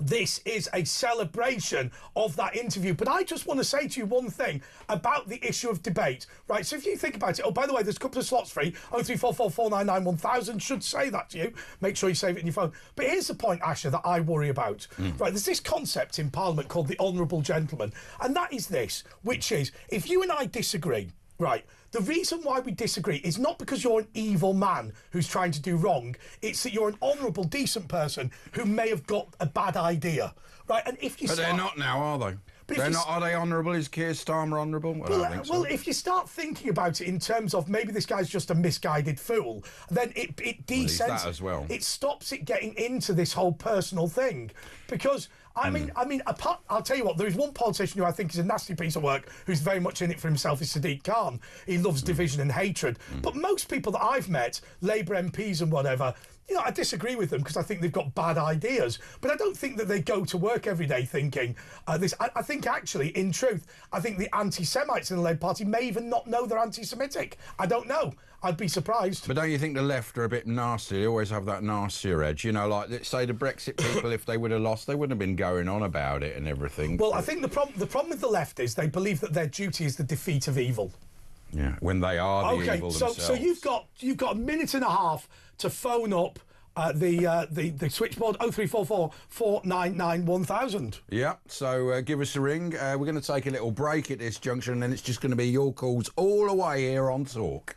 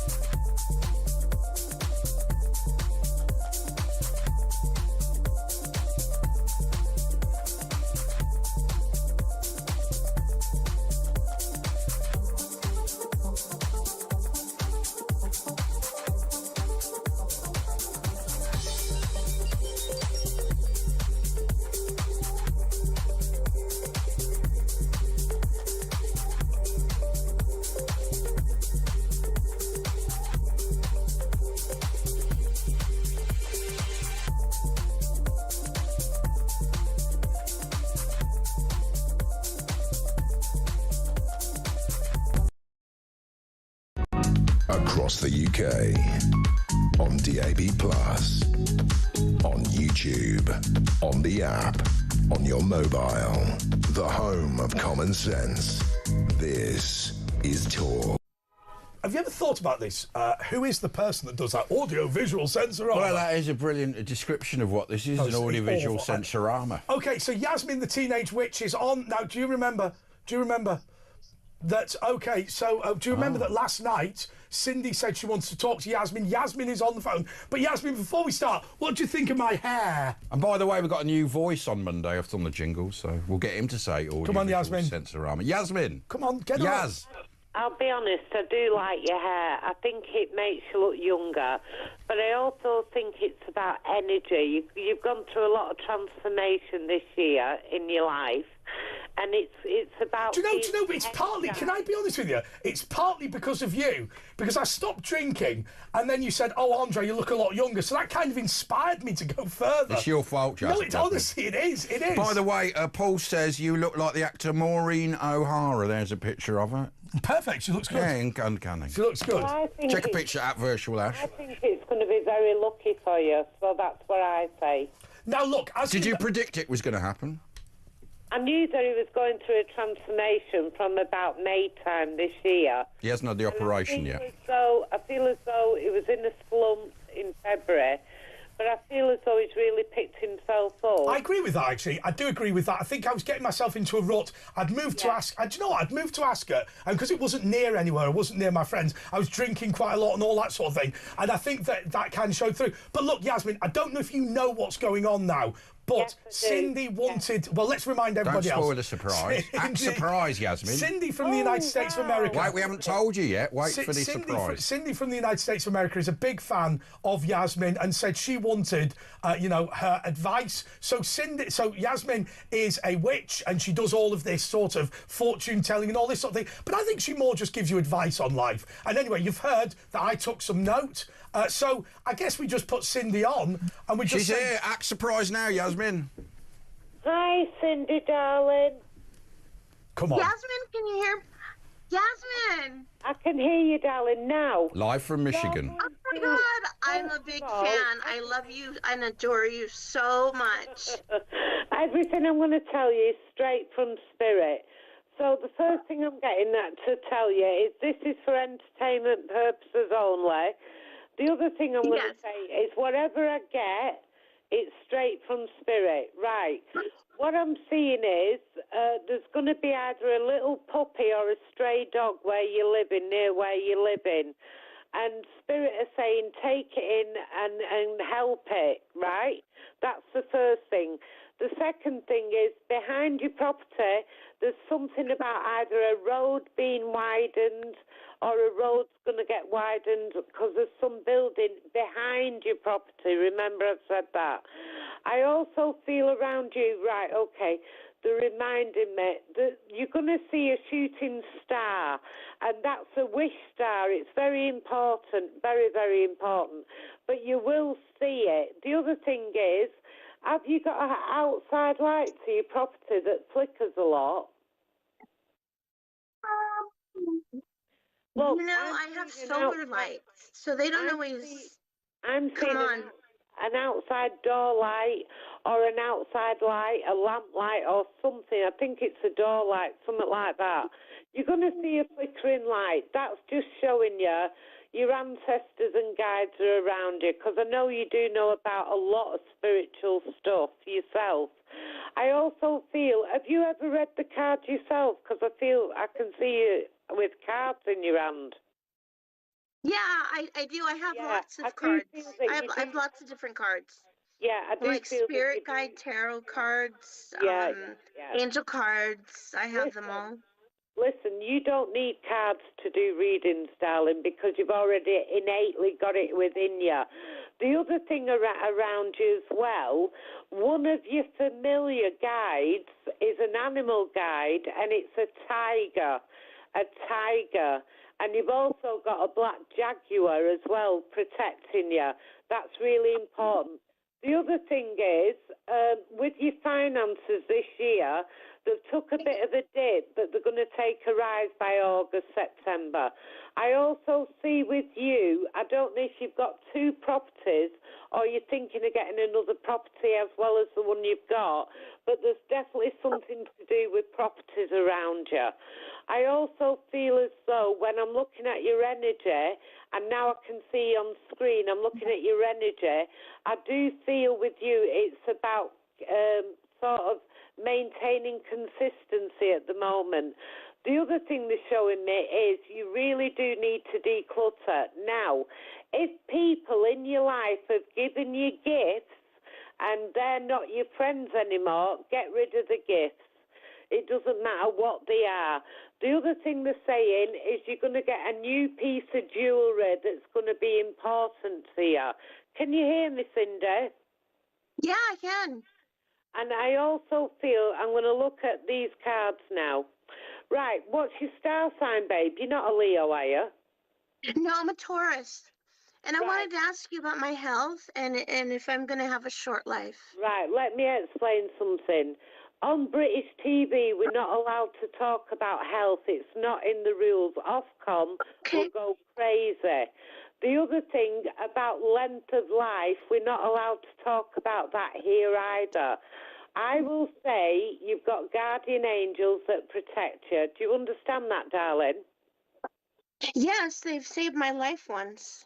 Or twice, or maybe even, actually, honestly, about 8 times. Brilliant, yep. Now listen to me.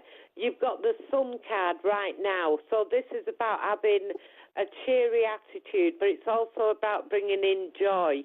You've got to do things that are bringing joy. And one of the things you like are music gigs, and you like big crowds of people where you can get re-energized. Do you understand my meaning, darling? Abs 110,000%. And the other thing you like as well, apart from politics, you're very much a protector of the underdog. Do you understand that?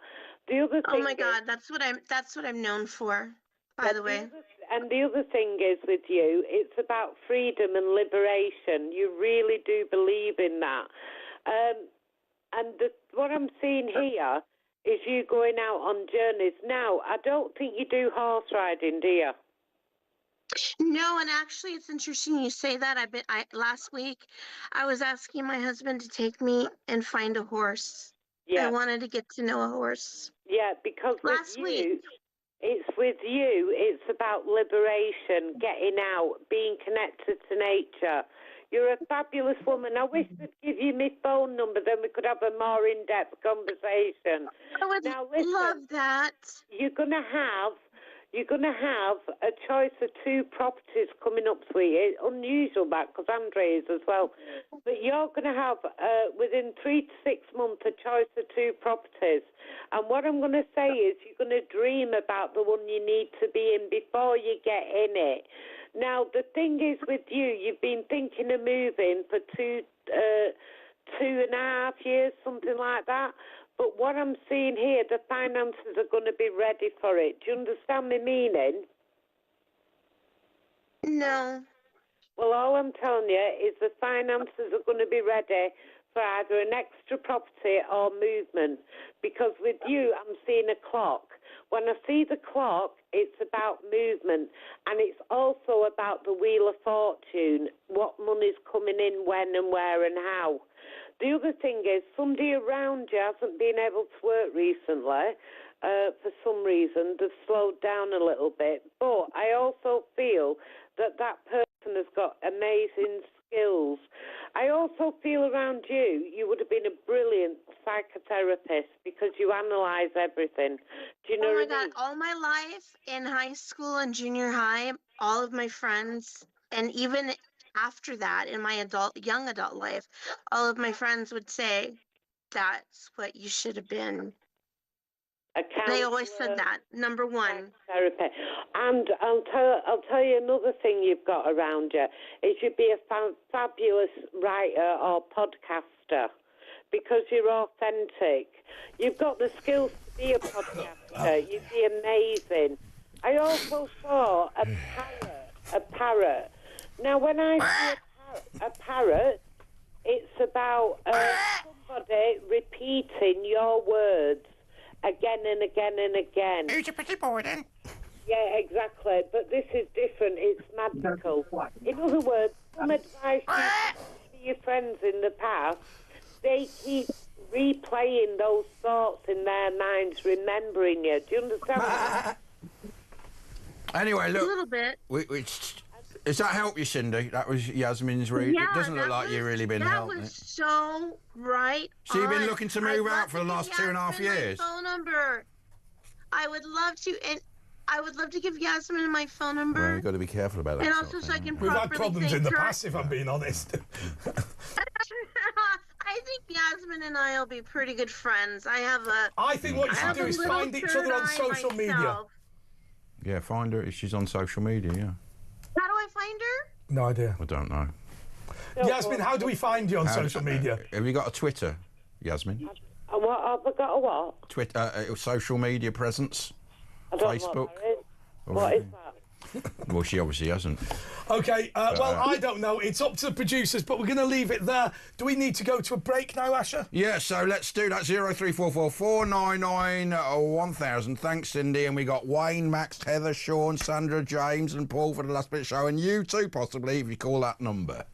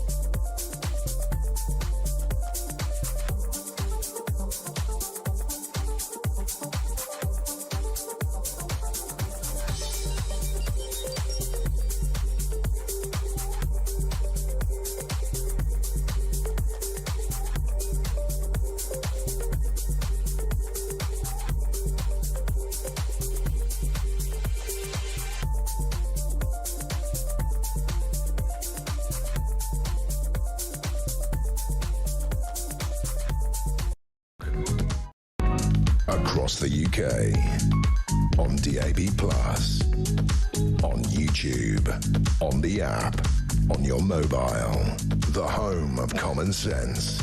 This is Talk. OK, let's go straight to the phones, but it's 0344 499 1000. I think we've got one slot available if you want to give us a call. Ken is in London. Ken, you're on Talk. Good morning, everyone. Good morning. Thanks for allowing me to speak tonight. Listen to James and Nigel Farage, but I'd like to speak to James. Hi, James. Good morning, James. Hello. I would like to thank you, James Whale, for allowing me free speech on your show over the past 23 years. That's all right, Ken. I think that deserves a round of applause. Ken, can I ask you a question?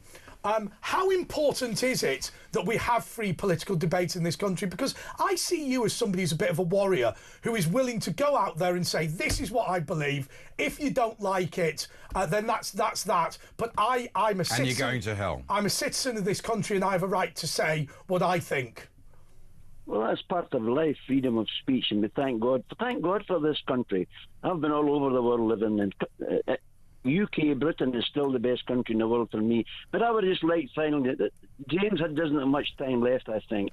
I would like to say to you, James, I'd like to remind you once again, James, if you listen to this, Jesus Christ, the Son of the living God, loves you very much, James.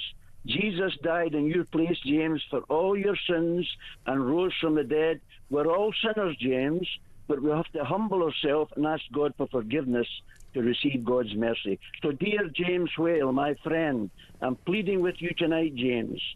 Ask Jesus to forgive you. Believe he died for you, James. Don't go to hell, James.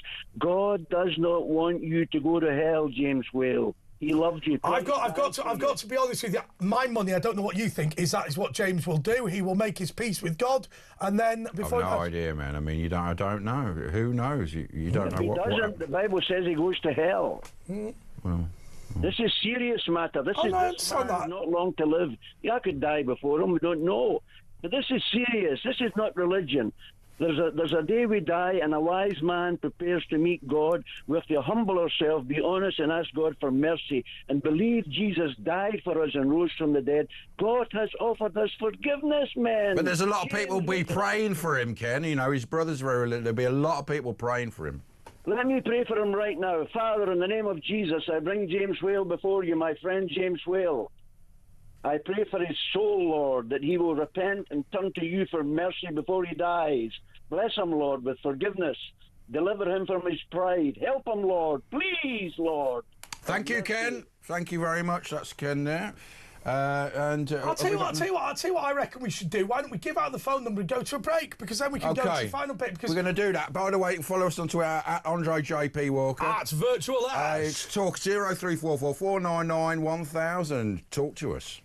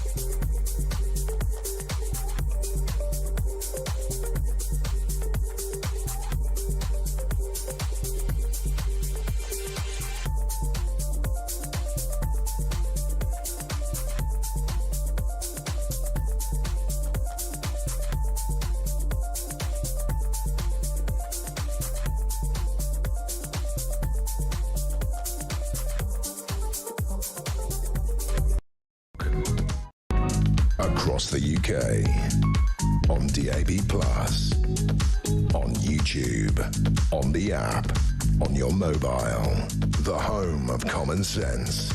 This is Talk. This is Talk. This is the James Whale Show with Andre Walker and Asher Gould on this momentous night of James Whale doing his final major interview. Now, there will be, it's just important to bear in mind that whilst this is the last of him interviewing people, there is a whole back catalogue. We don't want to be, I don't want to be ghoulish, but there is a whole back catalogue which we will play over the coming weeks, months and years, indeed, and the stuff that Asher has contributed to. But tonight was the night for that final interview of him interviewing somebody else, if you see what I mean. Max is in Ayrshire. You're on Talk. Come on, Hello? Max. Hi, Max. Yes. Hi. Yes. I've been listening to the interview twice. Yes. And basically, I think people are concentrating too much on what James is going through just now with the cancer. I'm a fellow cancer sufferer. Right. Yeah. They're not listening to what he's actually saying.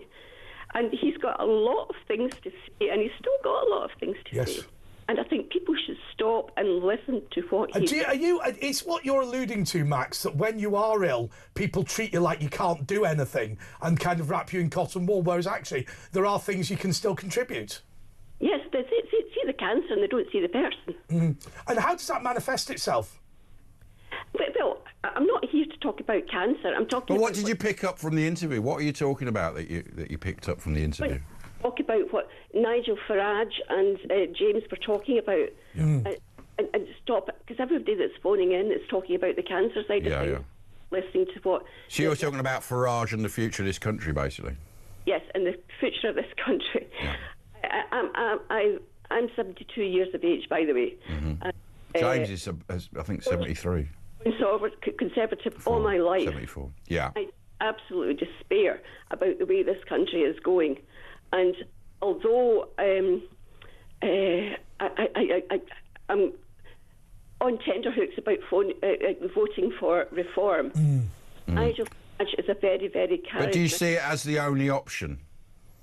At the moment, yes. Yeah, you see, I think a lot of people think that, you know, they weren't happy with the Rupert Lowe thing and other stuff, but they still think you've got to get rid of these two, the uniparty, that have let this country down and caused permanent damage that can't be repaired. I think they're permanently finished for that reason. I mean, like Margaret Thatcher was the last person I can think of as being a strong leader. A great Prime Minister, yeah. You can't use her name in Scotland. Whether you like her or not, she believed in what she said and she carried it out. Yeah, but you can't use her name in Scotland. There's a lot of places like that. I mean, she's got a bad reputation amongst people who weren't even born when you never even knew what she was like. She's got this sort of, you know, this terrible legacy that people have attached to her that wasn't really accurate. They're not being taught history in our schools nowadays. They don't know anything about our past. All they can see about is what's happening in the media, and they latch on to other countries and what they're wanting to do. They don't look at what's happening in our country. I know. I mean, they worry about other countries being invaded. I mean, well, we're just... What's happening here? Yes. I mean, we still think we run the empire. People don't love our country anymore. What they love is these cause groups like Gaza. I mean, I've seen...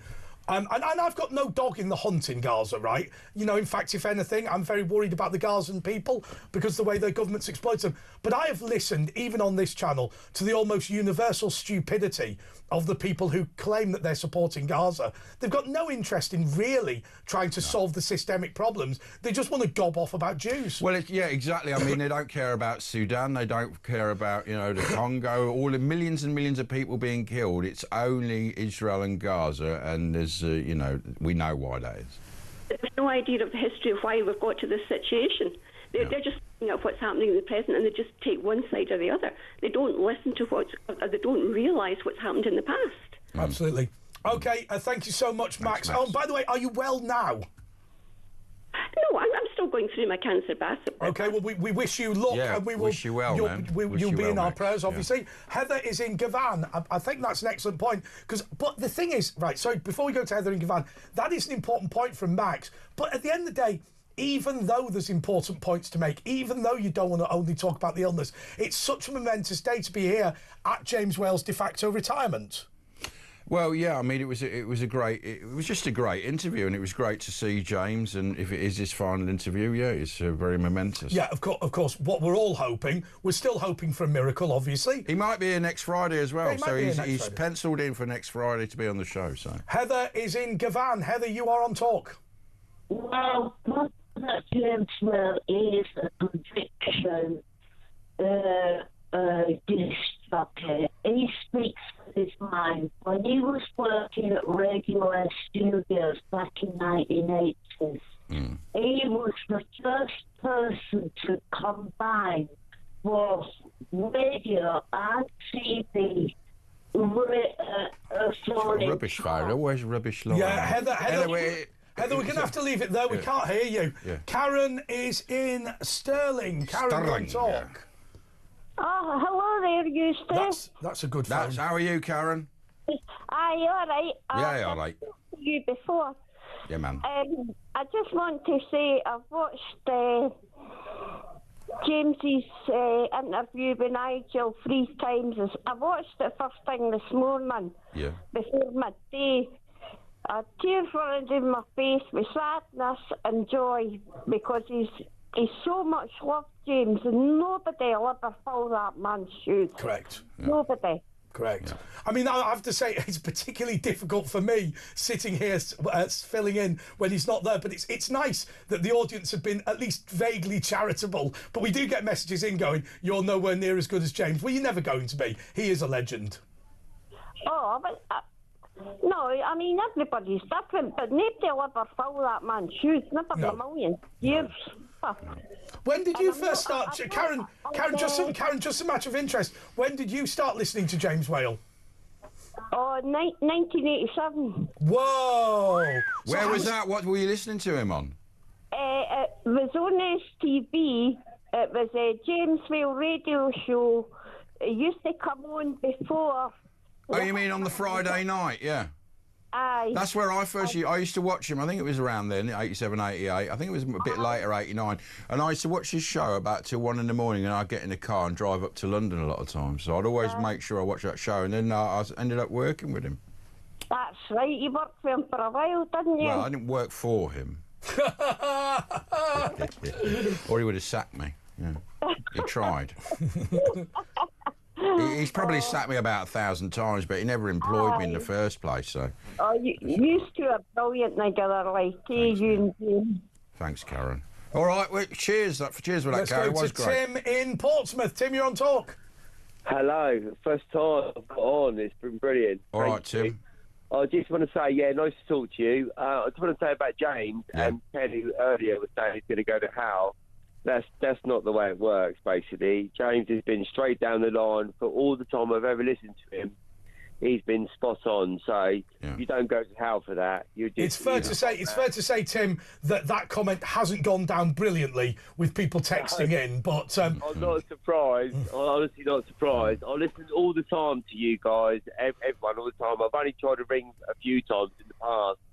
But James I've listened to him years ago. I can't remember where I first started listening to him, but he's the reason I got back onto the station pre the referendum on Europe. Yes. I started listening to Mike Graham, and I got hooked again. I've been here ever since. You can Thanks so much. You're hooked on Mike Graham?